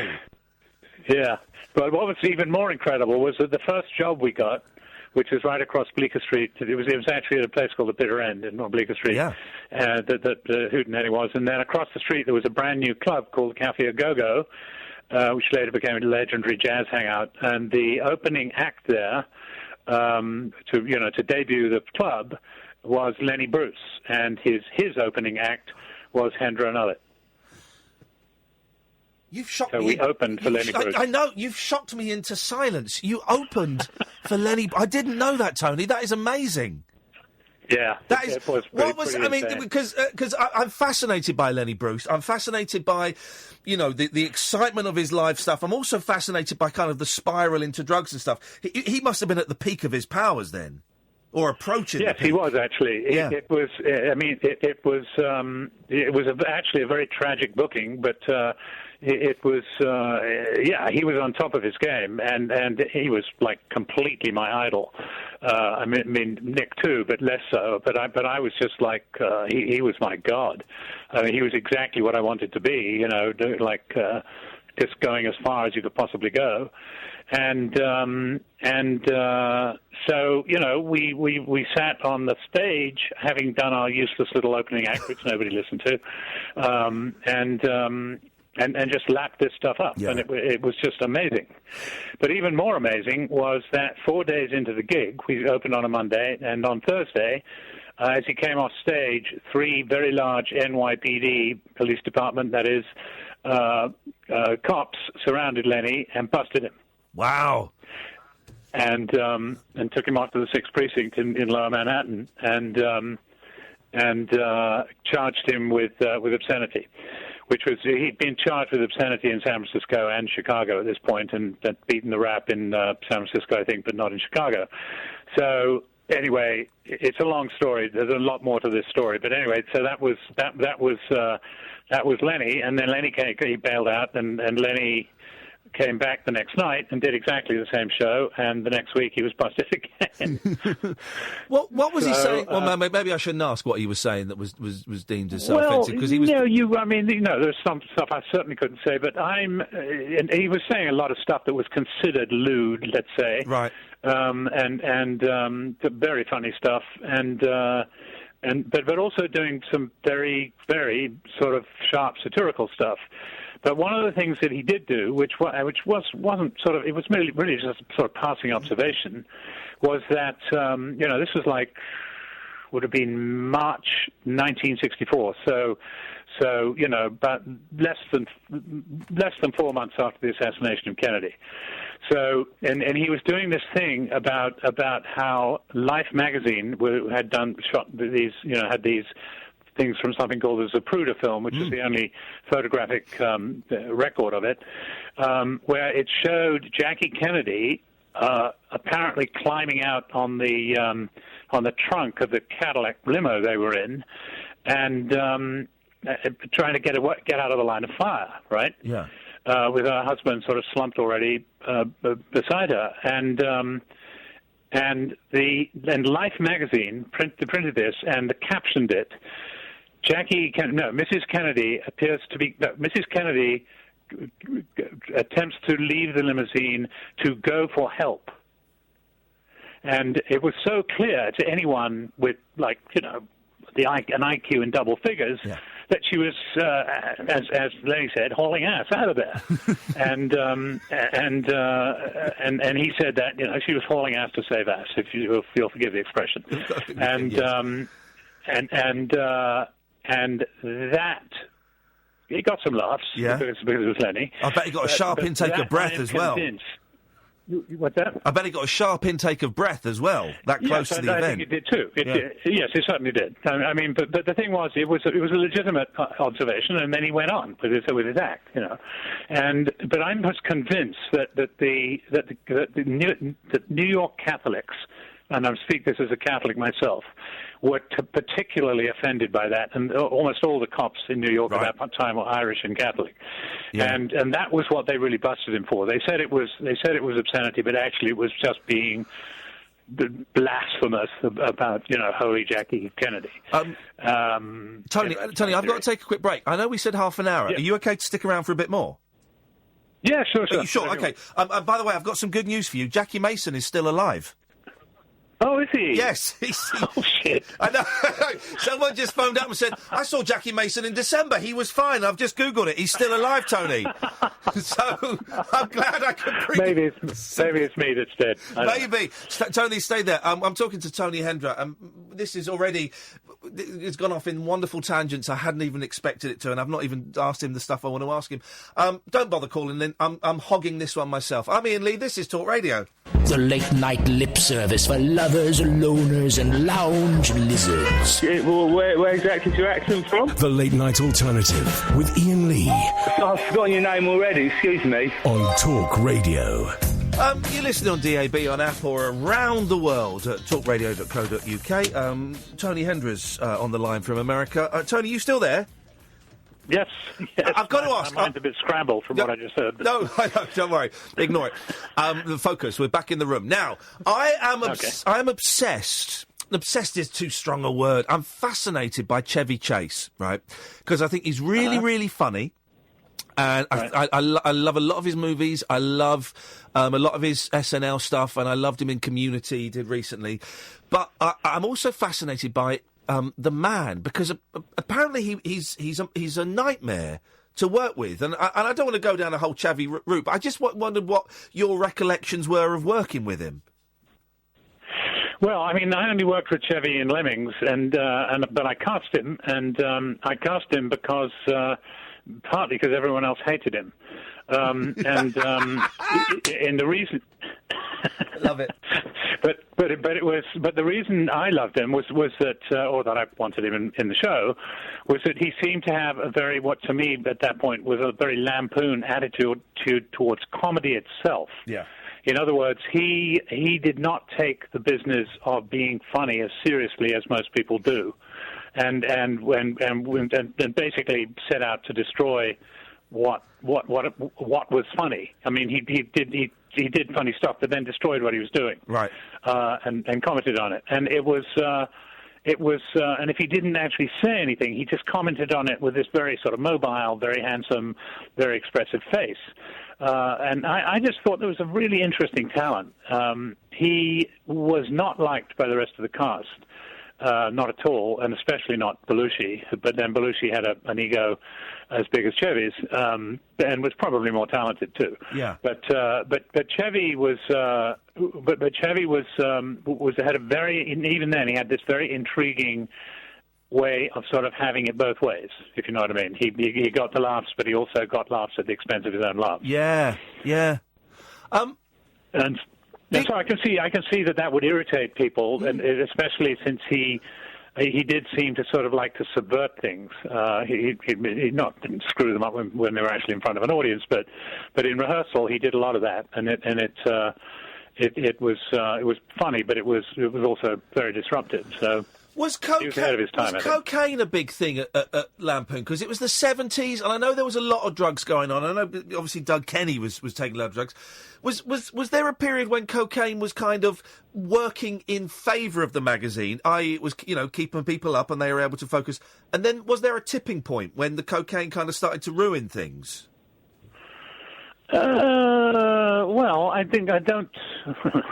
The cocaine story is complicated, and certainly cocaine was going on quite early on at the Lampoon, but not that. We had these sort of felonious salaries. They were just like no money at all, so we couldn't afford much cocaine. It was, it was basically weed, some sticks, right. But there was cocaine around, definitely, and but I don't really think there was ever a point in the magazine where enough people were able to afford it that it had much effect on the magazine. To tell you the truth. Okay. I mean, it's certainly true. It was certainly true later on in sort of comedy in general in the later 60s. But in what we call the Lampoon's glory years, which is 1970 to 1975, as I say, we couldn't afford much cocaine. I have heard. I've read your Father Joe book, which The Man Who Saved My Soul, which I loved. I read it in 2 days. I devoured it. And there's my goodness! I devoured it. Honestly, because when I knew you were coming on, I thought, right, I'm going to have to do some work. Let's see if he's written an autobiography. And I found this book from I guess it's maybe 10 years old now. Father Joe, The Man Who Saved My Soul, and it's an incredible story of. I mean, just from like page one, when you're a 14-year-old lad having this weird, guilt-laden fling with this older French woman who keeps, we mustn't do this. This is awful. Kiss me. The whole journey is incredible, and it's beautiful, and it's moving, and it's wonderful. But there's a story in here, and then I listened to you talking on the Moth radio show, and it's the same story about when you tried to kill yourself. And I just wondered how serious an attempt that was, and what was going through your head when you did it. Well, not to get into the story, which is as you say, is online on YouTube, and if people want to hear it, they can. It's a good story, actually. But it was like 1982, I guess, and we were just going to. We'd been doing some very successful parodies. We did a parody of the Wall Street Journal that sold 1 million copies, and we did a parody of the National Enquirer and Playboy, and then we put out this parody pamphlet which is called Meet Mr. Bomb, and this is when old Reagan was talking about a winnable nuclear war. Yeah. Oh, yeah. I remember for those who don't, I'm glad we've got this thing with America and Korea now, because these kids don't know what it's like to live under the threat of a nuclear attack. Yeah, I know.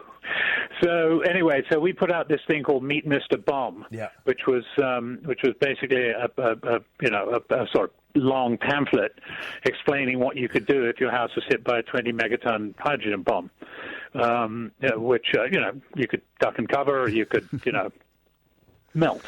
You had to. The thing was, you had to have sheets over the dining table, and you had to hide under the dining table. I remember. Yes, was the advice. That's right, and the sheets will definitely not burn away. Yeah, of course. In the 4,000 degrees Celsius heat. Yeah. Anyway, so it was quite funny, and but it's a long story. But the short version is that there was a distributor in Los Angeles who was a great Reagan file, and he was the biggest distributor in all of Southern California, and he'd taken 100,000 copies of this thing, and unfortunately read it, and his most charitable assessment of it was that it's treason. Wow! So he'd shredded all 100,000 copies without asking us, and obviously was refusing to distribute it, and that meant essentially I was bankrupt. Yeah. So my marriage was over, and Spitting Image was not in the quite. It wasn't. It was sort of burning, but not not actually happening yet, and it was just a very low time, and yeah. So I mean, but I wasn't doing any cocaine. It was all Valium and vodka, but it was also just inept. I mean, I didn't realize how many Valium you could take and wash it down with a quart of vodka and still be okay. I was later told that many rock stars do that every night. So it's not surprising I'm still here. And good, because then the next day you woke up and you went and filmed your first scenes on one of the funniest films of all time, Spinal Tap. I remember seeing Spinal Tap quite young. Well, I didn't know until my 20s that the band were American, because their English accents are so spot on. Americans can't do English accents, but McKean and Guest and Shearer, their accents are incredible. Yeah, they're really good. They're really East End. They're really excellent. It was a slow burner, wasn't it, Spinal Tap? Didn't it kind of really start to get momentum a couple of years when it came out on video? Yes, that's exactly right. They didn't do at all well. They got very good reviews, but it didn't do at all well in theatres. And but it was one of the sort of early beneficiaries of the VHS revolution, as it was called. Yeah. And that really put it on the map. So, but it was really by the late 80s, it was quite well known, and I would be getting recognized in the street by then. But and you guys, of course, on television. You shot like hours of footage, because I've seen the on 3 VHS tapes, really bad quality, the 7-hour edit of it. That's the kind of rough cut of it. You shot hours of stuff, didn't you? I think there was something like 400,000 feet of film. Yeah. Wow. Some amazing amount. And it just weird, really, because the whole thing was improvised. I mean, there was a scenario that Christopher and Mike McKean had basically written, and then the other two had, including Rob Reiner, had augmented. But it was only a scene by scene, so we had to improvise everything in every scene. So, but actually, Rob was quite kind of economical with the film. Sometimes we do a lot of takes, but usually there were only 3 takes for each scene. And nonetheless, it ended up being this gigantic amount of footage. Yeah. So it took Rob, I think, something like 18 months to edit the whole thing. But I'm sure there's another movie in there if you really wanted to make one. There must. I mean, one of my favourite bits in it is I love you with your cricket bat. Now that was. Am I right that you based that on Sharon Osbourne's dad, whose name escapes me? He was Ozzy Osbourne? No, her dad, Don Powell. No, not Don Powell. He was the fella, Don Arden. Don Arden. He was Don Arden. Yeah. Yeah. That's Sharon Osbourne's dad. Oh, is it? I didn't know that. Yeah. He's the famous manager who apparently hung someone out of the window by their feet. Yeah, once. I know who Don Arden is. Yeah. So he was one of my models. Yeah, but did he carry a cricket bat? I don't think he carried a cricket bat, but he was a thug. No, he carried something, though. Yes, he carried something. I think he carried some baseball bat or something. Right. But it was a fine piece of wood. And actually, I showed up as I recall, I actually showed up at the set when we were doing the first tryout of this, which was in 1979. I showed up with a cricket bat, so they put it in. Yeah. It was great. Why didn't you do more acting after that, Tony? I know you don't perhaps you don't consider yourself as an actor, but your performance in that was so funny, and I think it really, having that very clipped British voice amongst the sort of East End voices, your character kind of centres it to a certain extent. But you didn't do much acting after that. No, I did. I did Whoopi Goldberg's first movie, which is called Jumping Jack Flash. Oh, gosh, yeah. With the wonderful John Wood, the wonderful Shakespeare actor. Yeah.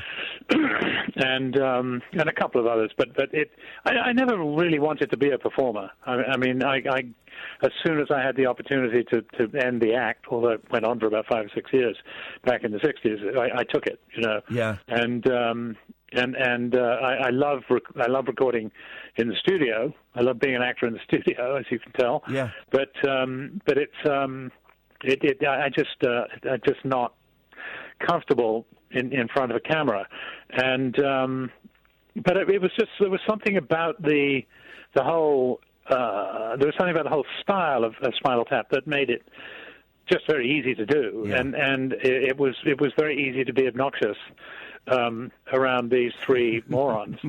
They gave plenty of material, plenty to play off, Well, there's a fine line between stupid and clever, so it is the most quotable movie. My favourite bit, and I'm afraid you're not in it, but it's when Rob Reiner's reading the reviews to them, and legend is they hadn't heard it, and they're reviewing Shark Sandwich, and he says, well, just 2 words, shit sandwich, and you can see them all burst into laughter because they've not heard it before, Right. and it's just, Right. it's so charming, Right. that film.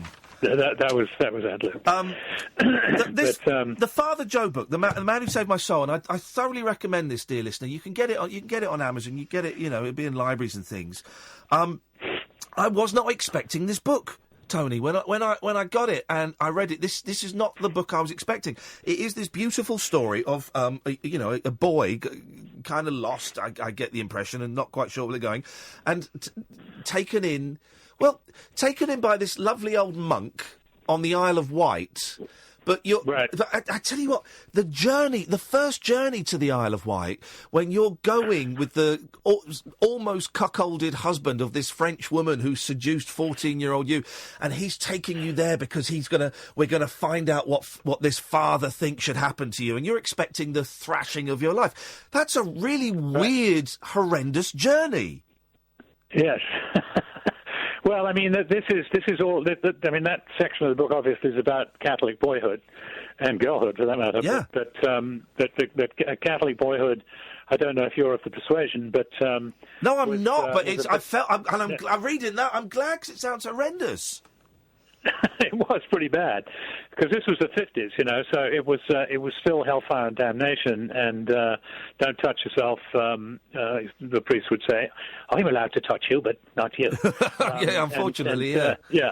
But it's and it was really, that was drummed into you from the start. So, and the only thing I knew about monks was they wore hoods all the time, and black hoods at that, and wandered around in crypts and things, and flogged themselves.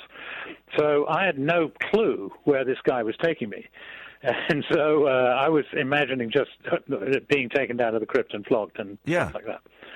Yeah, but instead and then I found this wonderful man who was so kind and so funny, which was really important, and he just became my mentor for the rest of his life, actually, for the next 40, 50 years. Incredibly open-minded. I'm not going to kind of ruin everything in the book. I really recommend people go and read it.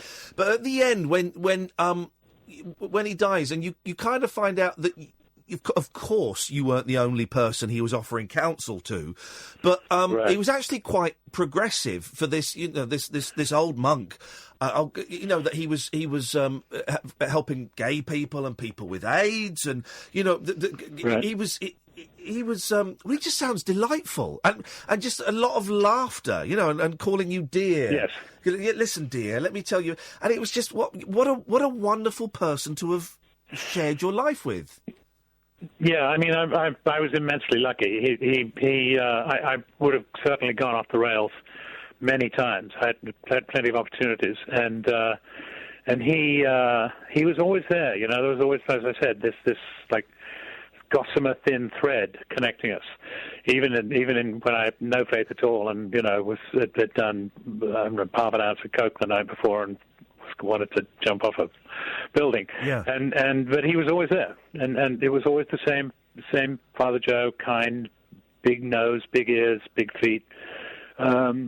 Just a wonderfully funny saintly man. I mean, he was what I would like. I would imagine saints can be. Yeah. If there is such a thing. You glad you didn't become a monk? I did. Are you glad that you didn't become hard. one? Because you were keen. You kept. There are periods that you go, right, I'm ready now. I want to become a monk. You say, no. You should go off to Cambridge first of all, and then we'll talk. And then Right. no. You should go off and do this and be a father and things. You got quite angry at one point that he wouldn't let you become a monk. Oh, absolutely. No, I mean, I deceived my parents and everything. I had a scholarship to Cambridge, and I didn't tell them about it, and I went to join the monastery. and so it's like that. And one of the in the book he actually says that I knew you would never make a monk, my dear. But he also told me later. He told me when we were talking about that discovery. He said, "Well, yes, my dear. If you had come here sooner or later, you would have exploded, causing a great deal of damage." And that was typical Father Joe. Spinal Tap, Spitting Image. Yes. I called you one of the co-creators before you came on. Is that right? Of Spitting Image, co-creator? Yes, how would you? absolutely. Yeah. You found the guys that were making the puppets. Well, I didn't find them. They actually found me at the Lampoon, and I took them immediately. Roger I think was in New York for some reason. Roger Law, and sometime in the mid to late 70s, and I was by then editor-in-chief of the magazine, and I just took to them immediately and loved what they did, which in those days was making these plasticine models of incredibly famous people, and then making those incredibly famous people do just horrendous things. But it was photographic at that point; they were stills. But they were like the sort of acme of newspaper cartooning. So they were in Times, I think, or maybe it may have been the Observer. I can't remember. Yeah. But anyway, so and we became fast friends, and they did a couple of pieces for me in the Lampoon. And when I left the Lampoon, not long after that, we sort of started talking about what could be done next with these wonderful puppets. And this would have been in the late 70s. And at the time, the Muppets were like a global television show. Of course, yeah. And the Muppets were doing all kinds of new sort of technology with puppets. And they kind of were the example that we had that this could be done and put on television. So we never actually worked with the Muppets, although one of our best puppeteers was from the Muppets, and several others were later too. But so yeah, I mean, I helped create the show. I stuck with it until all the way through the first season. So I co-produced the first show too. And it's a long story. It's all in the book. You wanted it to be more satirical, and you felt that the some of the team wanted it to be more lampooning television. The TV celebrity as opposed to political figures. Is that right? Exactly. Yeah. Yes. I mean, the two things.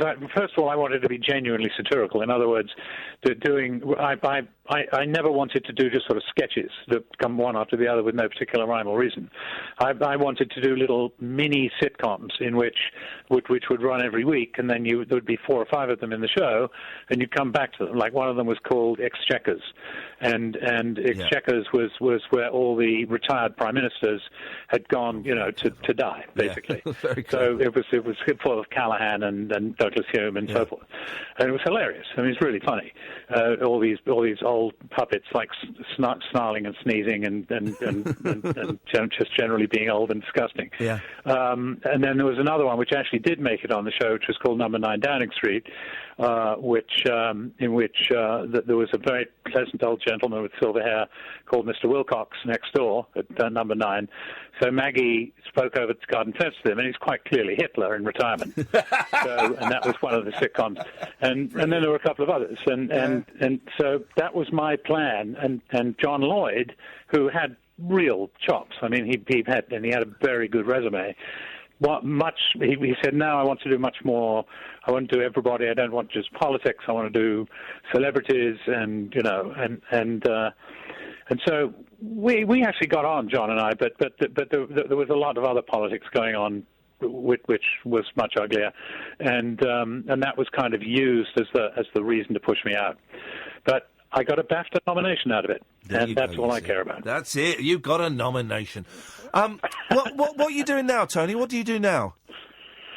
Well, I'm sort of in semi-retirement, but I run a little satirical radio show and website called The Final Edition, which the Final Edition Radio Hour. It's actually sort of coming on the air in various places.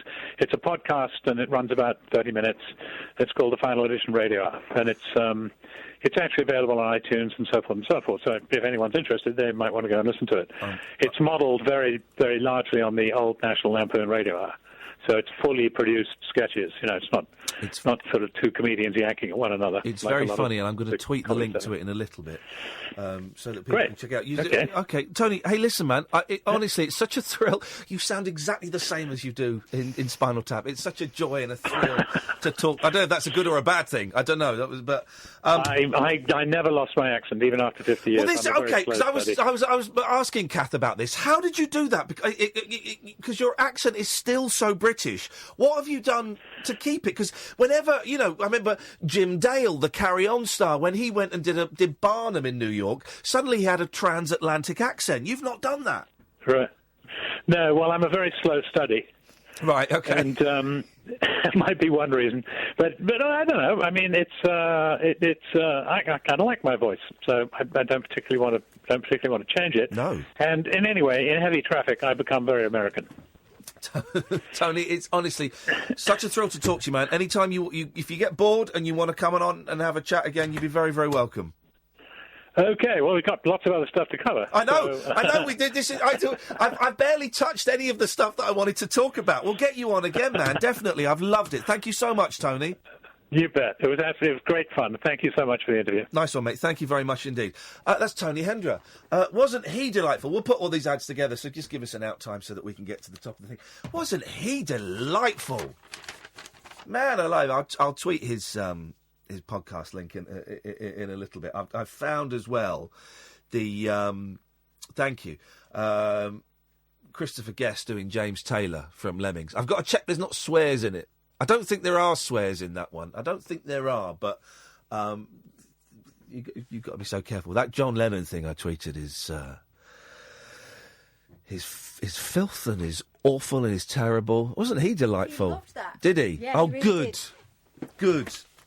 Because we've had a lovely bit of email tennis, and he came back and he said, "Right, I've Googled you. You're in The Sun." And it says here you are the new Danny Baker. Oh. He said, as long as you don't talk to me about football, and as long as you don't... It's all been, joking. As long as you don't go off on too many flights of fancy, I think we'll get on well. I mean, he's come to the right place for no football. I said, Tony, there'll be no mention of football, and I'll try and rein in the flights of fancy and popular cultural references. I just spoke to him and he's up for coming on again. Brilliant, because we didn't even touch half it. This is such a good book. Right, can I borrow that? Yeah, of course you can. It's a cracking book. Also, I said I'll put it out as a bonus podcast tomorrow. Yeah. Send him a link. Bosh, he's going to put a bit on his. Bishy, Bashy, Boshy. 76. No. Yeah. That is not the voice of a 76-year-old. His voice hasn't changed. He's something like that. Let me have a little look at the... I'm sure... not in the slightest. Hang on a minute. Let's out his age, shall we? 76. Wow. Isn't it funny? And I didn't know all this stuff about him, working with the Pythons. I didn't know any of that. And I was happy to talk about this book, talk about Lampoon, because it's kind of the rabbit hole I'm falling down at the moment, and talk about the Tap. And then I find out he was friends with Graham Chapman and did a double act with him, and he set up Spitting Image, and... Oh, just wonderful. Dear listener, it's an unusual start to the show. We've had two guests back to back, and in this hour we've asked for none of your phone calls. So it's always hard to, when I send out the rallying cry after an hour of no phone calls, say, you can call us now, guys. And you're like, yeah, you didn't want us for an hour. Jog on. And he said sod off then. I know you and did. I remembered the one show were here filming this, and I thought I'd better not do that. That's not a one-show word. It's not a one-show word. Do you like the one show? Love it. So I love it, of course. I'll tell you about the film I made for the one show a bit later on. We went to the Oracle in Reading. It's not a fortune teller, it's a shopping centre. I had a really, really, really nice afternoon. But before that, we went and took my mum out and filmed her. I saw for the it. picture. Oh, she had the time of her life. Especially when the director said, now then, if you've got any embarrassing stories about Iain, please feel free. I was going, oh, for God's sake. Oh, gosh, I bet she's been saving those up. Oh, God. I said, please don't. She loved it. So I'll let you know, dear listener, when it goes out. I'd imagine it'll be next week at some point. I don't know. Anyway, so what I'm saying is, in a roundabout way, I could do with some phone calls for the last hour of the show. 0344 499 1000 is the telephone number. 0344 499 1000 is the telephone number. It will cost you pennies, probably free, and we call you back. My name is Iain Lee. This is the Late Night Alternative on Talk Radio. The Late Night Alternative with Iain Lee on Talk Radio. We have ways of making you talk. So the problem was they lived in different countries and it got hard. Well, there's a way around that. One off the wrist. Oh. Isn't it? Is your microphone on? Didn't sound like No, let's put it on. There we go. Do that all again. Oh. That's what we're talking about. We can dub it on after. We'll get Tony on again. Wasn't he great? He was so good. He was great. David Bruce Daniel, stay there. We'll come to you in a bit. I want to play... Now, I've not heard this song all the way through for years. Oh, that's always a good sign. So we'll give it a go. This is... we talked about the show they did, Lemmings, right? Which is the National Lampoon kind of Mickey take of Woodstock. And Christopher Guest, who, of course, Best in Show, Waiting for Government. Jamie Lee Curtis, does James Taylor. I'll hover over it. And so we'll see if I've got a dump button. Listen to this impression. It's absolutely spot on.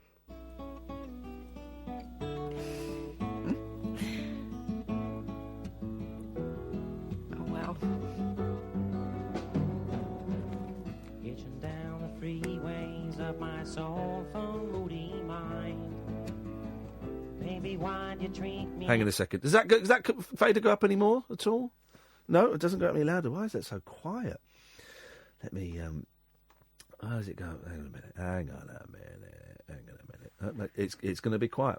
It's going to be... Oh, no, I'll see if I can find a louder one first. Let's talk to Daniel while I try and find a louder one. Good evening, Daniel! Hello. Hello, Daniel. Good evening. Hello, good evening, and welcome, Daniel. What you got for us? I would like to talk about one recent story that happened in my life. Is it Electric Boogaloo? No, I went to the job center. I live in Lambeth. I went to the job center, and they have a triage process. You can apply for a job, and so I went to a job interview in the job center. There's a room, and I was applying for to be a Portuguese teacher. Okay. And so they do this triage, like there were 20 other... What? Have you phoned us before, Daniel? Yes, I called you before. Yes, that's right. Yeah, you told us about Jessie J. Yeah, that's right. Yeah, I remember you. Oh, yeah, you like Jessie J. She's your sex. Yeah, but the thing is, I think you're Katherine, isn't it? Yes. Oh, okay. Because I thought the person that answered the phone was Katherine, but no, I'm confused, maybe. You are confused. That's not me answering the phones tonight. Okay, so Jessie J is your sex, and you're a Portuguese teacher. Okay, continue, s'il vous plaît. Yes, so the thing is, all people in this triage interview, they were qualified to be Portuguese teachers. Yes. And so we came, it is like a job interview, come in suit and with the CV and all these things. And so after all, they were sending two of us, we were about 20, they were sending two of us to the real job interview. So yes. This was just triage. Okay, yes. But the thing is, it did go quite well. I did pass this triage, and I did go to the real job interview. Yes. But the thing is, I think this is quite unfair because there should be a way of giving a mark to us. Like, imagine I'm eligible for that job, so I have the qualifications, all that. If not, I have to leave the room. So either you are eligible or you are not. That sounds fair enough. So you're saying if the people... if you are eligible, Yes, then you are given a mark. Sorry to interrupt. So you are given a mark from 0 to 10. Yes. So imagine I have 5 and another guy has 8, or everyone gets a mark from 1 to 10, and according to the mark that I get from 1 to 10, I get a raffle. So if I get 8, I get 8 raffle tickets. A raffle ticket? Yeah, like in Santa Claus hat, like the casual hat. You put the raffles in the hat. Yes. And the raffle tickets, you put them. So if I got a 10 mark, the best mark in the class, then I would get 10 tickets into the hat. And what do you win? Is it a meat raffle? No, ticket raffle. If you win, tickets. You go to the real interview. So only 2 people go to the real interview. What he's describing here is a job tombola. Right. Yes, exactly, a job tombola. But the thing is, they already do this. The job center, they do a triage process with, like, if it's a job that doesn't need much qualifications, you go to this triage. There may be 20, 40 people. Yes. For a kitchen port or something. So you think that jobs, to decide whether you go for a job interview or not, should be done via a tombola? Yes, because the thing is, the real employers, they don't have time to interview 40 people. No. And if it's well, hang on. Doesn't aren't CVs doing the job of weeding people out? Yeah, but CVs pile at the employers' desks, is a complete mess. Actually, I think the CV should be official. I'm all for decentralized things, like all systems decentralized. But in terms of CV, I think it should be a completely centralized thing. It should be the job center. You should have the CV online in the job center page. And once you are not looking for a job, it would be disabled, or it should be completely central system. On your CV, does it have, like, hobbies and interests, or do you think in a centralised system that should be irrelevant? No, it should be all the details, and if anything changes, automatically change. Because imagine you have your CV on 20 websites. Yeah. If you change something, you need to go to these 20 websites to change the details. This is central. Okay. So did you get the job? No, because it was me and the other guy. And the other guy was Brazilian, and they preferred the Brazilian teacher. Well, hang on a minute. If you're learning Portuguese, that Brazilian accent is very specific. And I think I learnt or tried to learn Portuguese for a year, and I found the Brazilian accent very tricky to understand. So you don't like a Brazilian? Well, it's not that I don't like. It's just, it's an acquired taste. Do you like a Brazilian, Daniel? Well, in Portugal, every Portuguese in Portugal watches the soap operas of Brazil. Yes. So we are completely addicted in Brazilian soap operas. Yeah.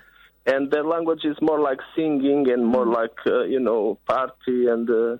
it is. It's good times, isn't it? Some people say it's more high frequency. What was that? That was an explosion. But I was watching a video on the internet. Yes. And I was trying to play. Hang on a minute. I was trying to play, and I don't know why it's not allowing me to do it. God, computers suck, don't they? I'm trying to play this. Oh, I know. Here we go.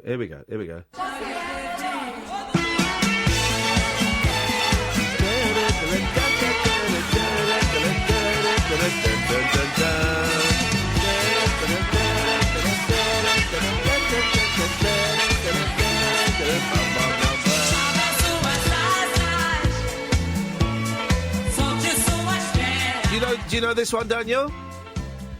I think it's the Bonnie M, isn't it? No, it's not Bonnie M. Bonnie M, a Scottish tribute band. No. Listen a bit more.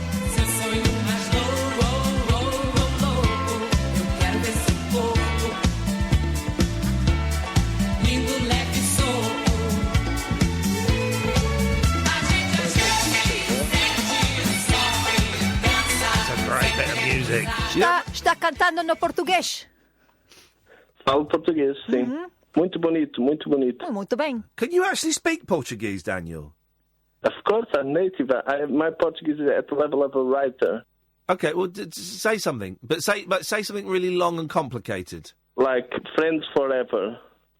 In Portuguese and Spanish, you say amigos siempre. Right, that's Spanish. No, amigos para siempre. Okay, amigos para siempre. Okay, say something really complicated. Tell me how I would operate your washing machine in Portuguese. Portanto, eu sou Daniel Alexandre. Para consertar uma máquina, eu tenho que ter ferramentas. Com essas ferramentas, eu vou poder operar a máquina, ver as instruções, seguir uma série de regras.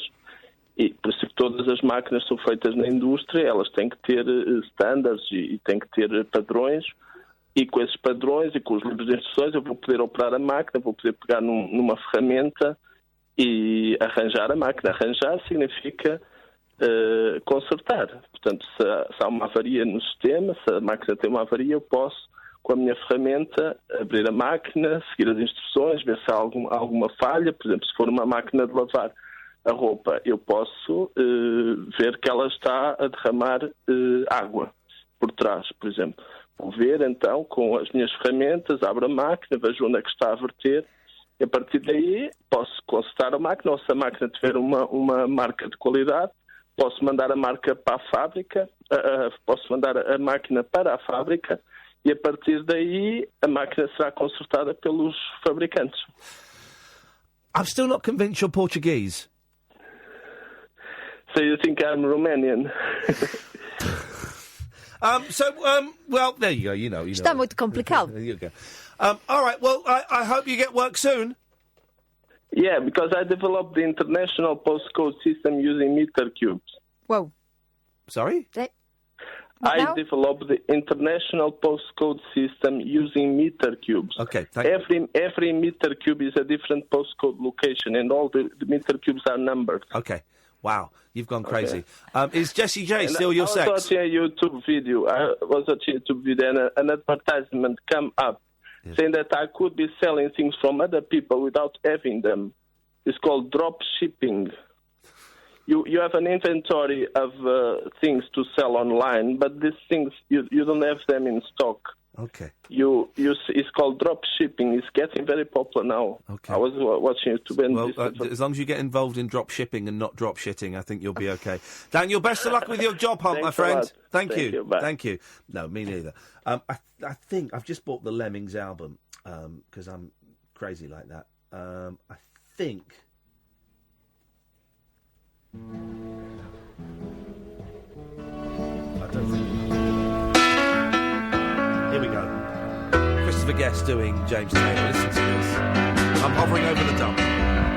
Hitching down the freeways of my soul for moody mind. Baby, why'd you treat me so unkind?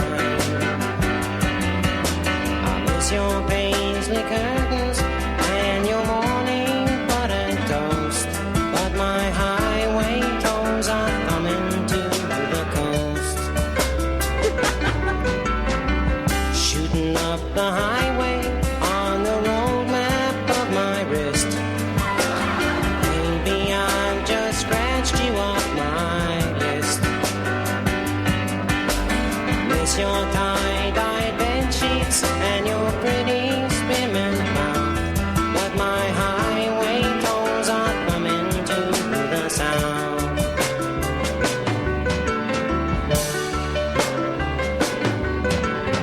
Farewell, New York City, with your streets that flash like strobes.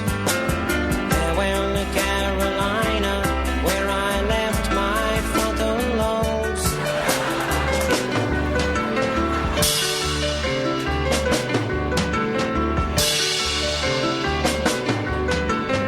No, but for my agent, a photographer from life, a film crew and another pop star's wife. Can't you hear them contracts calling? I'm too sensitive to stay, and my highway tones are bumming me away.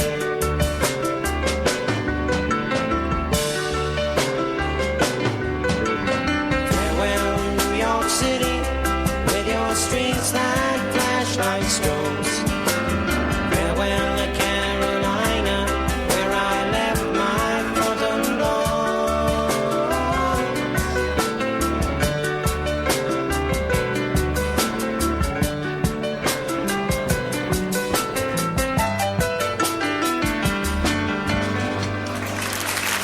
Pretty spot on, isn't it? Pretty mean as well.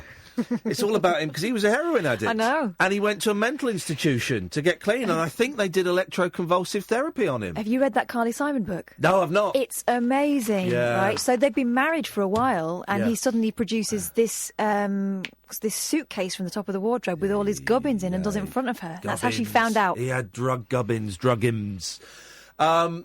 Tony was friends with Carly Simon. I know. It's really funny. I find that very exciting. Can I get one of those teas, Pam? I've got a Yes. bit of a throat going. A little bit of a throat with a spoon in, please. Bruce, David, and John, stay there. 0344 499 1000. This is Talk Radio. Jacked up jive talk for janitors, jazz cats, and gin-soaked boys and girls. Is that Commando? If you're awake, you're welcome. I've got 5 cactus needles stuck in my...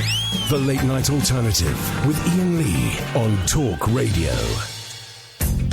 0344 499 1000 is the telephone number. Evening, John.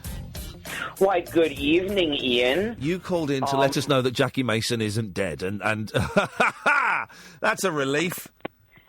And before we get started on that, I want to mention while I was on hold waiting for you, I was thumbing the newspaper, and they just announced that John Mahoney passed away last night. Who's that? Frasier's dad. No, really? Really? Oh, God blimey. Dearie me. Well, he was. Well, I mean, I'm not as surprised as perhaps I would be. Yeah, he was an old guy. He was an old guy. What are you doing? Are you eating your telephone?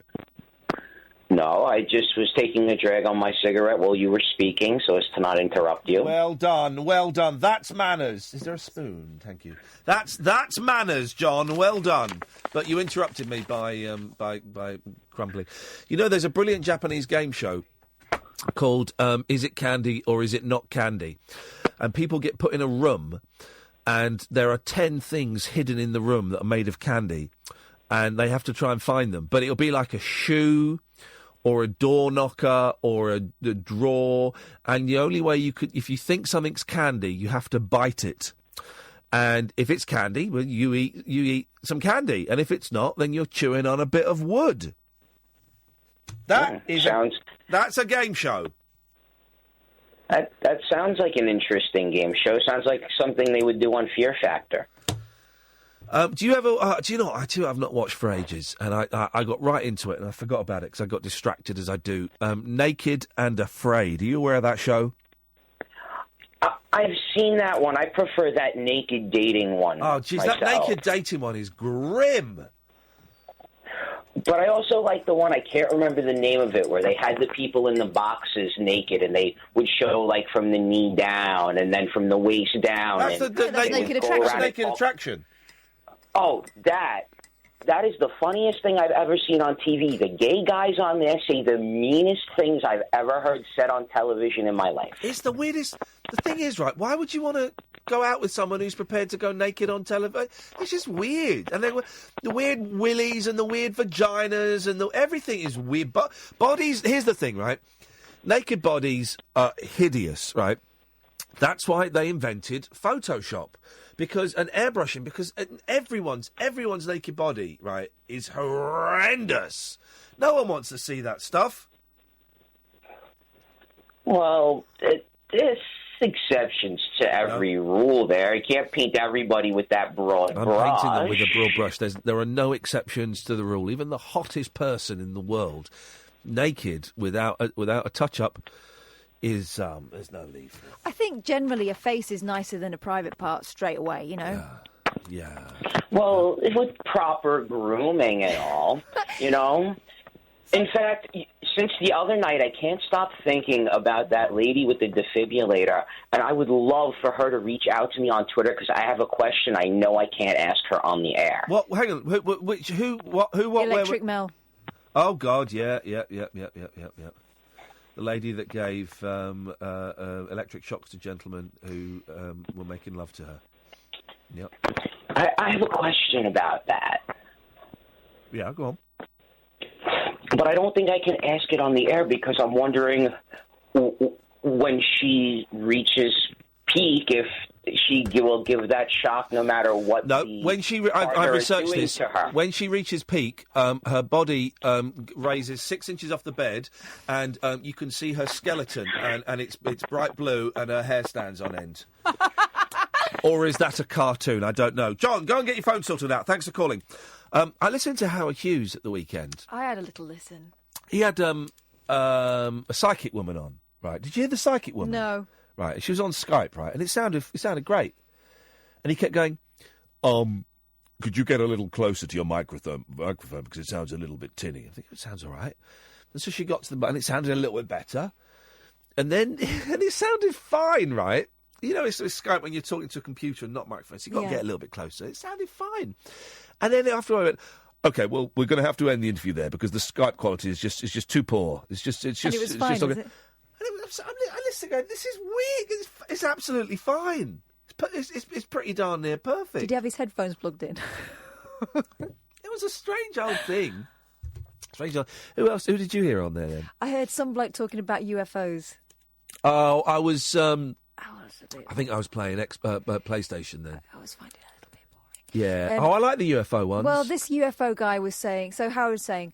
So I can't do the voice. So, you know, pilots were saying... here's the rule now. We love Howard Hughes' show. It's brilliant. Sunday night, 10 o'clock at night. It's great. But this is the new rule. If we're quoting Howard, we do Howard's voice. So, pilot travelling along could not... That's Chris Tarrant. No, he's more... What? He doesn't need to go... What? Chris Tarrant doesn't go, what? That's my boys. What are you talking about? Anyway, don't Has interrupt. Chris Tarrant been reincarnated as my two children? Oh, God. Chris Tarrant does it... Go on. He does make a noise. Can I just play you this thing? My boys, I went round there tonight, and they've got a song. There's a new song doing the rounds. Right. Where is it? It's here. There's a new song doing the rounds at school, and it made me laugh so much. I mean, it's childish. They're 6 and 8. They're allowed to be childish. But this is if anyone else's kids are singing this, here we go. In 1984, the babies went to war. They had no guns, so they used their bombs and actually won the war. So in 1984, the babies went to war. Yeah. They had no guns, so they used their bombs, and the babies won the war. And I heard it, I was in hysterics, right? I kept getting to sing it, and I went, well, that's obviously based on the 1984 baby war. They went, what? I said, yeah, you know, there was actually... I remember in 1984 there actually was the babies went to war, and the boy was like, "Really?" I said, "Yeah." And the problem was it got so complicated because they didn't have any weapons of any kind. The boys went, "So what did they do?" I said, "Well, they used their bombs." And here's the funny thing: they actually won the war just by using their bombs. Yeah. And then my eldest went, "I'm going to Google that." I said, what are you going to type in? He said, I'm going to type in... Baby war. In 1980... No. In 1984, did the babies go to war and use their bums, and did they win?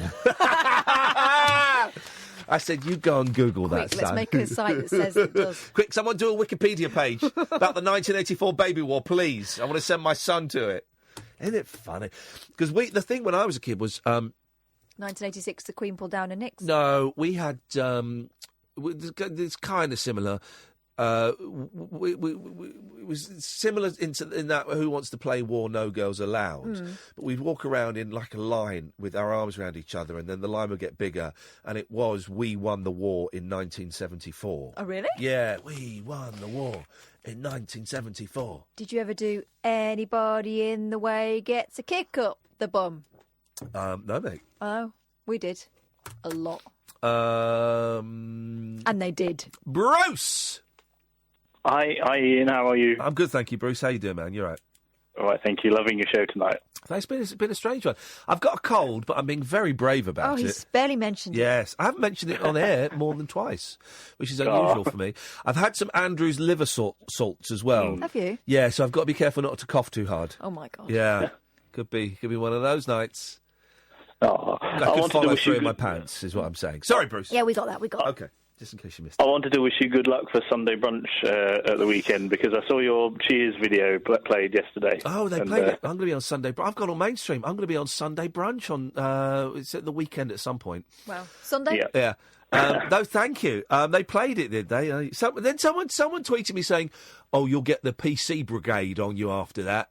And I was thinking, what did I say? And I think it was something like, I was in the studio here, and it's like, "Cheers, Simon. Cheers, Tim. Yeah. I'm looking forward to being on the show. I've got to go and speak to these nutters or something." And someone was calling me out for it. Idiots. Someone who's not listened to the show, clearly. It's not caught the lamp can do you for it. Have you got a dream menu you'd like them to cook for you when you're there? Yes, I have rice and beans. I don't know. Do I get? Well, I don't know what I'm doing. I don't know why I'm going on there. I know my friend Mel produces it. I don't know what. I've got nothing to plug apart from this excellent radio show. I'm hoping I get to cook. Yeah. And don't forget you get to taste drinks as well. I don't drink. This could be. Imagine that. Imagine if I fell off the wagon again, but this time on television because it'd be rude not to. And then at the end of it, I'm steaming and punching Tim Lovejoy in the neck. Imagine that. It could happen. I hope it doesn't happen. I don't want it to happen. Try not to let that happen. Try not to let. Remember- I'm looking forward to it. I'm really looking forward to it because I must have met Tim Lovejoy before. I've heard from so many people he's a lovely, lovely bloke. And Simon looks like a nice bloke. So I'm digging that. I did... this is how mainstream I am. So Saturday, Bruce, I was filming all day for the One Show. And then Sunday, last night, I recorded a panel quiz show for Radio 4, hosted by Gabby Roslin.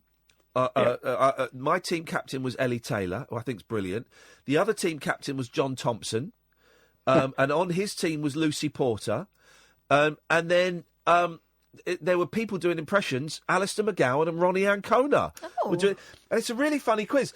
It's all about movies, and the best round was they'd get... let me think. All right, so they had... they get the Alistair McGowan and Ronnie Ancona to be people and then act out a scene from a film, but the wrong people. So you had Prince Harry and Meghan Markle acting out a scene. It may have been from Ghostbusters, actually. And it's funny, man. I got a few laughs. I got the Karate Kid right.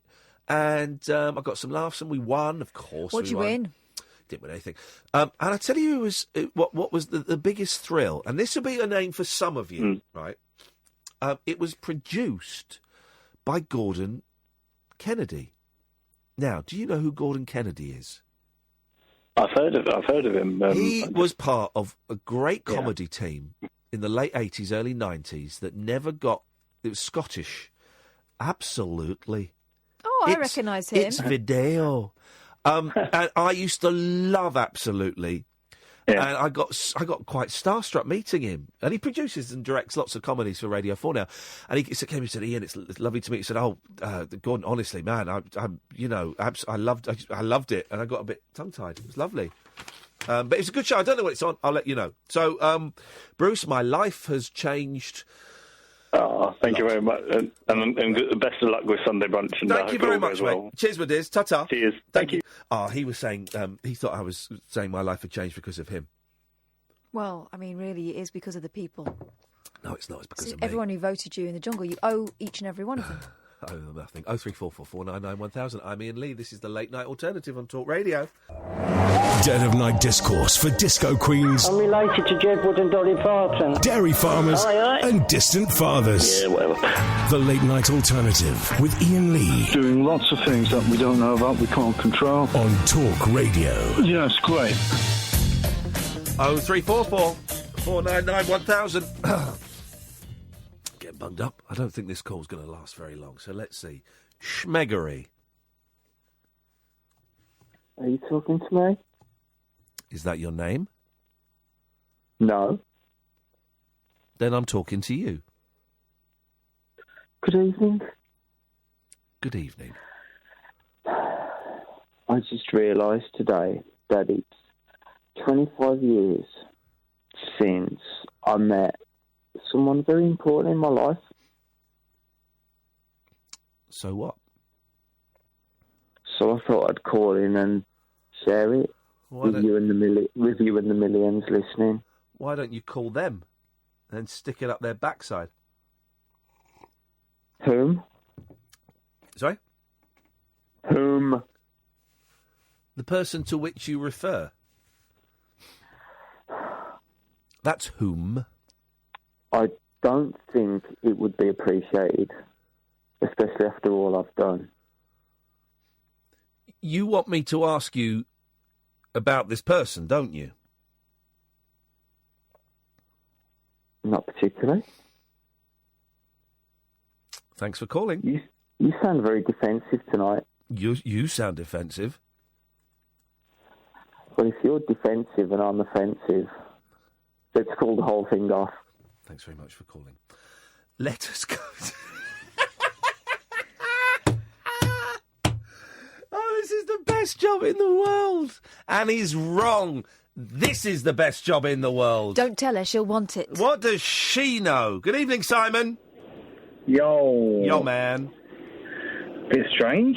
Yeah. Now look, I want to. I spoke to you before about mental health issues. Yes. And I wanted to sort of flag up something that's happened today with regards to something that's going on with me. And basically, if it's boring or it's not fitting of the show, then just say so and I'll stop. But I wanted to read you an email correspondence that's been going backwards and forwards between myself and a officer at my local council. Right, okay. Well, hang on a second. Okay. Right, two things. One, it might not make great radio. And two, emails are kind of private. And I think reading out an email, would be correct in this, wouldn't I? Reading out emails is perhaps not legally, yeah, maybe, but it's not quite the done thing. Am I right, Catherine? Put your producer's hat on. Oh. Take your MILF hat off and put your PILF hat on. Wow. Gosh, it's the same hat. Yeah. Without knowing what's about to happen, I feel very itchy about what's about to happen. Give us the gist. Can you give me the gist? Oh, yeah, the gist. Okay. I'm a cab driver. I'm sure you've gathered that by now. No, you've not mentioned that. No. I had a problem. I borrowed some money off of a friend of mine to buy a car a couple of years ago, about a year and a half ago. And whilst paying for that car, the car had engine failure and was off the road, and I was basically left with the debt plus having to buy or get the repair done. Yes. Because I was unable to work, I had to go on to benefits for a while. And unbeknownst to me, because of the way that it's all assessed, when I originally applied, I qualified. And then when they did a review, I didn't qualify. And then they wanted me to pay arrears and back payment, etc., etc. And it's a tiny little sum, and I literally can't afford it. Anyway, the guy that's dealing with it at my council, yes. Obviously I'm not going to mention any names, yeah. He is one of the most obnoxious, offensive pieces of work you've ever met. Wowzers. And this is a guy who quite clearly chases his bonuses because he's got no compassion whatsoever. He's rude. He's a bully. And the way he treats people is just downright offensive. Yes. Now, I'm having to seek a course of action similar to bankruptcy, basically, in order to free myself of the situation that I'm in. And the correspondence I've had from this guy, both on the phone and via email, has been nothing short of just offensive. And today, he emailed me and basically said, haven't heard from you for a month, you said this, blah, blah, blah. All right, I'm going to stop you there. Read me out a bit that's offensive. Don't want any names, I don't want to know who you are. Read me out a bit that you think is offensive. You see, the email I want to read to you is what I wrote to him. Right. But the email he sent me this morning, I know the calendar month has passed since you sought advice in respect of your debts. You have made no contact with me. Please make a repayment agreement by return. That in itself is not too bad. No. I've had conversations on the phone with this guy where he said to me, I said to him, well, okay, I can give you £5 a week. And his response to that has been, I don't think so, because every time I come in, I make an arrangement with someone like you, the arrangement gets broken, and then I have to spend £30 writing you another letter. You know what I mean? Like it's coming out of his pocket. Okay. But it's the whole mannerism, it's the pressure and the... Yeah. And when you're suffering with mental health and you don't know where you're coming or going, it's like just you don't need it. Yeah. So I basically sent him a reply today, and I'll give you the gist of it. The gist of it is basically that he is a rude, obnoxious man. Have you sent this email? Yes, I have. He is a bully, and also... and this is the reason I wanted to bring this up, is because if you've got other people that are in a similar situation, then I think I've discovered today, don't just accept it and let these people treat you like that. Yeah, but also, read the email you wrote. Oh, okay. Don't read his name. No. Right, okay. Dear sir, I find you to be somewhat of a bully. The tone you adopt in your correspondence, either on the phone or via email, is to your detriment. Let me stop you there, because you've just said to me that in the email, that email was all right that he sent you. You said the emails were okay. It was on the phone that he was a problem. Yeah, but this is a build up of the conversations that I've had with this guy on email. So, email and phone calls. Right. Okay. So you're saying there are definitely emails where he is rude to you. There are emails where his tone is rude. It's the phone conversations. I don't know. Right, well, okay, you're right. Wipe the phone conversations out, because there's no way of, unless they're recorded, there ain't no way of checking it. And sometimes formal letters and emails can sound rude, can be read as rude, or they can just be read as efficient. Oh, I get that. Yeah, no, I get that. But I mean, having spoken to this guy, it's just I know. But having a conversation, I can say that earlier on today, Kath called me a massive racist, right? Which I am, but I'm not. but she will say, "Well, I didn't call you a racist," and that's it. It's my word against hers. I actually didn't. True. Not today, anyway. Yes, you did. Well, look, the thing is, from my point of view, this has been building up. Yeah. And I'm basically having to, as well as feeling like poo, not knowing what to do, where to turn, I'm also having to allow this bloke to talk to me like that, because for fear, and that's the thing, for fear of any possible... Well, and this is particularly appropriate today, because there's a very sad story of a gentleman, a driver for DPD, the delivery firm, who died because he was because let me take the word "because" out. Who died and had been afraid to take days off to go and visit the doctor because he got fined £150 once, and it's a big story. It's in all the papers today and everything. All right, carry on with the email. Okay. Well, when you're suffering with mental health, everything's compounded, as you know, and you get yourself wound up. Anyway, so I've explained my circumstances to you and the fact that I have mental health issues.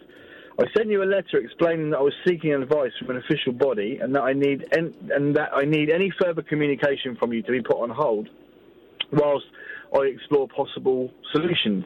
Your response was appalling. At the moment, you are merely just one of many wolves wrapping up my door, including the housing association, who are about to take me to court and seek possession of my home. I'm struggling to feed myself and keep warm, which I'm sure you can empathise, tongue-in-cheek. The arrears which have accrued as a result of both benefit overpayment and council-tax arrears are deeply distressing and never intended.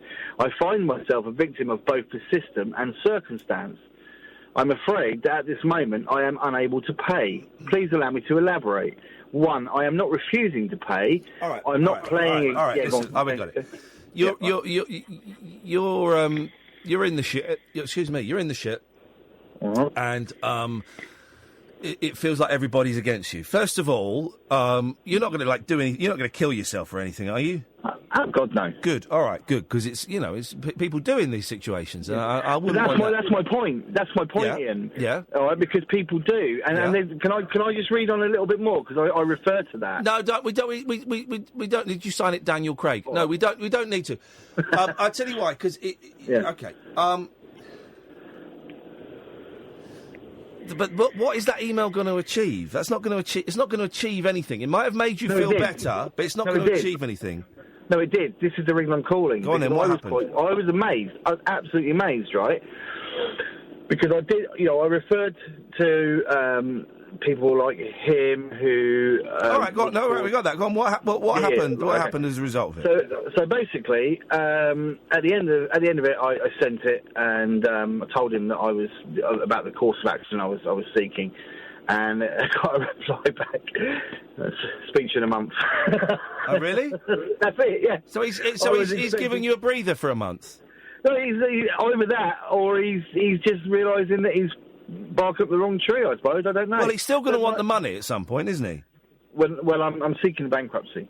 Okay, right. But the point I want to get out there is if you've got other listeners that are in that situation, then don't be bullied. Don't. I would. Okay. All right. Well, it worked for you in that way, and I hope everything's all right in the end.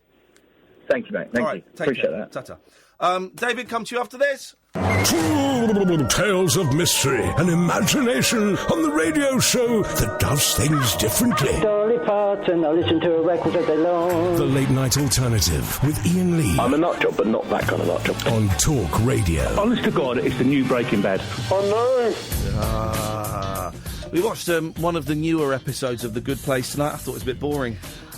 I think not many laughs I was excited about it, Yeah. and maybe that set me up for a fall. Not many laughs in it. I want to see the next one, though. Not many laughs in that one. There's a bit too much story, character development, and not many jokes. But yes, I've heard good things about what happens. All right, mate. Now, spoiler alert. What? Spoiler alert. I'm about to Or stick my bad finger things. up at you. Oh. So my boys, because I was away in the jungle and because of everything that's going on, we've really mistimed the boys' birthday parties. So they're having them like 3 or 4 weeks after. And so it's the youngest's birthday party yesterday. And we did this thing called Brickies, which are like they're kind of all over the place. Basically, it's like a Lego club. And you go to this place and you get set missions. You go and watch a short film and you've got, right, okay, so this is, the bad guys have got this car and we've got to build a car that can beat them, and then we've got to build, and they have to build them. They get Like missions. a master builder. Yeah, and the kids love it, man. You win badges and stuff, and if it's your birthday, you get it's wonderful. They love it. Why am I telling you about Brickies? Oh, yeah. So at the end, I came in, because I'm not seeing much of the kids at the moment, and I was going to stay with them, and it was pretty clear the kids didn't want any adults there. So I said, I'm going to go, and I went and sat in my car and read for a bit. And then I came back to take pictures of all the Lego. And my boy was doing the peace sign, and his friend had his fingers around the other way, because it doesn't mean anything. Like my youngest. Yeah. So it doesn't mean anything. Every time. I've got so many selfies of her. And I thought, this is the 8-year-olds. I thought, I'm going in. I said, guys, this is peace and love, okay? And I'm going to be honest, the other way round is quite rude. It's like, whoa, hang on a minute. He's about to give us the key to the car. What do you mean rude? I said, well, then I said, it's swearing. And my eldest went, this is how pure they are and this is how wicked I am. My eldest went, what, swearing? Oh. I mean, I've heard of it. It's like really bad words, isn't it? I said, yeah, it is. He said, what, like stupid? Because stupid's a bad word. Yeah, and in ours. And I said, a little bit worse. Listen, let's forget about that. But just that is that. You can't undo that. No, but if you got your fingers around the other way, it's not peace and love. So then they wouldn't. Then they're just going around the whole time doing that. They're flicking the V's at everybody. You've armed them. Yeah, totally. But then there was a weird thing, right? David, I'll come to you in a minute, right? This is a weird thing. Okay, every household has got different rules about certain words and stuff. Yeah. And we kind of have a saying sometimes when something crazy happens. I go, me or the boys go, what the heck? What the heck? And I said it to my boy. And there was another boy and a dad there. And this other boy went, and the dad put his arm on me and said, we don't allow that word in our house. What heck? But heck is a euphemism. And I was thinking, okay, this is awkward, right? My kid's party. We've paid for it. You do your dad in. Yeah, and I'm thinking, okay, right. I don't want to say a word that deliberately would be offensive, you know, but it's not like I dropped an S or an F-bomb. It's not like I said, what the hell, which I could kind of understand. Yeah. Again, I wouldn't necessarily have a problem with it. Yeah, but it's not very nice coming out of a kid's mouth. No, exactly. You know, I told you when I came back from the jungle, my boys were going, Jesus Christ, because they'd seen me do it. And I said, well, it's not really appropriate. And I said it because I was in pain, and I shouldn't have said it, and all of that. But what the heck? And the arm on the shoulder said, well, we don't allow that word in our house. I'm thinking, right, we're not in your house. We do, so F off. I was thinking, if I was in your house, that would be a different thing, right? Well, no, I think it would be. I think it would be. I think if you've got, particularly if it's around children, if you've got rules of language around children, and when we're in your house, because someone else might come to our house and they might have different rules that are acceptable. Yeah. So I think if I'm in your house, okay, fine. But I still think it was an innocent mistake. No, it wasn't a mistake, though, but I said it deliberately. No, I mean, you didn't mean to offend. Oh, no, exactly. And I just thought, that's quite a big statement. Yeah. It's not like I've gone, what the shit? You know, and I felt a bit embarrassed. Yeah. I felt embarrassed. That happened to me one Halloween, and it was I really had to stop myself as well, shrugging my shoulders and going, when he said, we don't allow that word in the house, I really wanted to go, so what? And? Your 14-year-old self. Yeah, and? So what, mate? Go on, sorry. No, we opened the front door to a load, and the spooky characters. Yes. And it was one of my eldest daughter's classmates, so it would have been a few years ago, so I reckon probably about 7, 8, whatever. And, you've got a limited range of things you can say to express surprise and fear when it comes to these people knocking on your front door at Halloween. And I actually said, oh, flipping heck, what's that? And I heard one kid behind a mask go, language. It's different coming from a kid, but I did think, wow, in some houses that's rude. David, if a ghost said to you, what the heck, what would you say to the ghost? Sorry, you. Hello, good morning. Hello. Well, I'm still like the fat kid that gets picked last in the bloody team. Well, no. You're the closing act of the show. Well, I don't see it. You've got top billing. You're playing the pyramid stage. Reckon? Yeah, exactly. You're like Jimi Hendrix at Woodstock. Without the wee-wee. Yeah. Hopefully. I'd probably say to the ghost, mind your language, I'm a Christian. Can you be a Christian and be a seancist? Well, I was born a Christian. I don't believe in God. Oh, did you change your name? Why? Sorry? Who? So, Christian, tell me about what you've called in for this evening. David, I've got a new job. Oh. Cleaner? Cleaning men's helmets. There is a problem. So childish. Go on, Babbers, we're interested. You know what I mean by helmets? Yeah. I don't mean hats. Yeah. I've got 2 children. I've seen one twice. Sorry? Helmet? What? You've got girls? Yeah. Policemen. Hello. No. What? Talking about that. Stop it! Stop what I meant. it! Now you're getting crude. Right. Sorry, David, you're still there. He's filthy, isn't he? I'm not the one who's got a job cleaning helmets. No, I've got a job, but there's a bit of a problem. Okay. Oh, well. I am a commercial pilot. And the problem is you can't fly a plane. Well, in the words, yes. Okay. There's a lot of great YouTube videos. I learned how to play the mandolin today watching YouTube. Yeah, but don't you think it's a bit dangerous? I've got my first flight tomorrow, and I can't name the airline. No. But I haven't got a clue. Where are you flying from and to? Leeds Bradford to Mallorca. Okay. Heathrow to Calais. Okay, fine. Heathrow to Calais. Interesting location. Are you sure it's aeroplanes and not ferries? Yeah.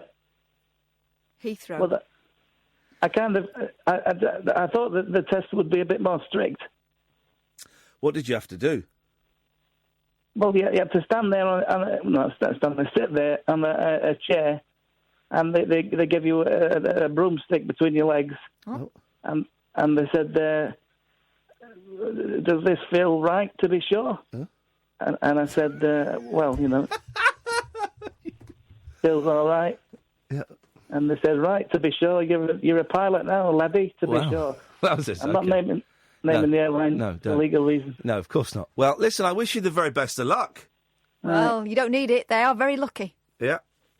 I'll try not to crash. OK, thanks very much for calling, and let's hope that there are no plane crashes tomorrow. Evening, Jimmy. Evening, mate. How's it going? It's all right, fella. What you got for us? Couple of things. First one, Waze. Have you ever used it? The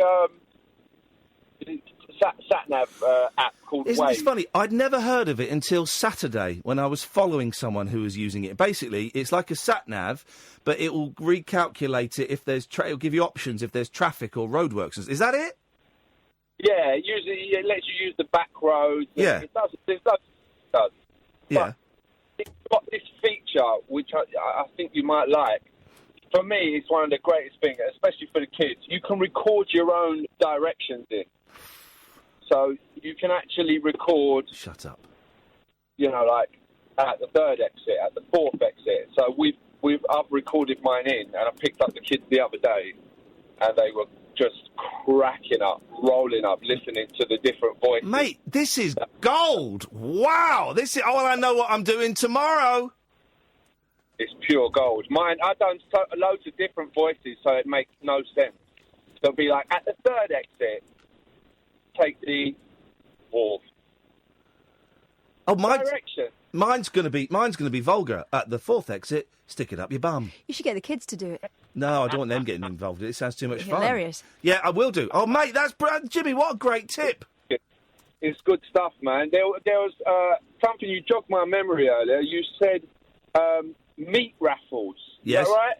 Yes, I did. Yes. They used to do them in pubs, didn't they? Yeah, you used to do them in pubs. Yeah, and you could win like a side of beef or some ham, or you could win like a selection of meats. Yeah. Yeah, man. My old man, he was a singer, and they used to have this competition every Sunday. It's one of the best memories I got of him. Yeah. And you could win anything from the meat raffle. And we'd go in there and he'd just go, what do you want, boys? Because he could proper sing. Really? Like his voice, his voice was amazing. Like, Yeah. me, played the guitar and that. And he would go up and he'd usually sing like something like Mustang Sally or something like that. And we'd just pick a steak out and we'd be sorted. And we had no money, so it was spot on. Do you know what I mean? And he won every single time. Every time. Isn't that funny? And did he like do the club singing? Yeah. He used to sing in clubs. He was in a band. He used to do a lot of like work on weddings and stuff like that. And he released a couple of songs years ago. And in his old age, I kind of used to take, since he had the old emphysema. Yeah. I used to take him in the studio and once we'd got him in there, which used to take a long time, we'd get him to sing, and I've still got the recording. Jimmy, now. quickly, what's your... Because we've got to go in a second. Paul Ross is coming in. What's your dad's name? John. Well, John what, you muppet? John Sill. All right. Hey, Jimmy, listen, we've got to go. Give us a call again. That was brilliant. Thank you, mate. Cool, man. I'm assuming your dad's not with us anymore, is he? No, but I've got the recording, so he's still there. Wicked, mate. That's actual treasure you got there. Thank you, Jimmy. Cheers for that, man. Nice one. Bye-bye. What a great call to end on. What's your dad's name? John. I'm going to Google John. We'll be able to listen to him all night. Oh, what a great call. Well, I'm going to... yeah, you're right. I'm getting the boys to record their voices for the directions. That's exactly what's happening. My voice may not be here tomorrow. Catherine, thank you. Karen, thank you. Dear listener, thank you for listening. Paul Ross is up next. Ta-ta.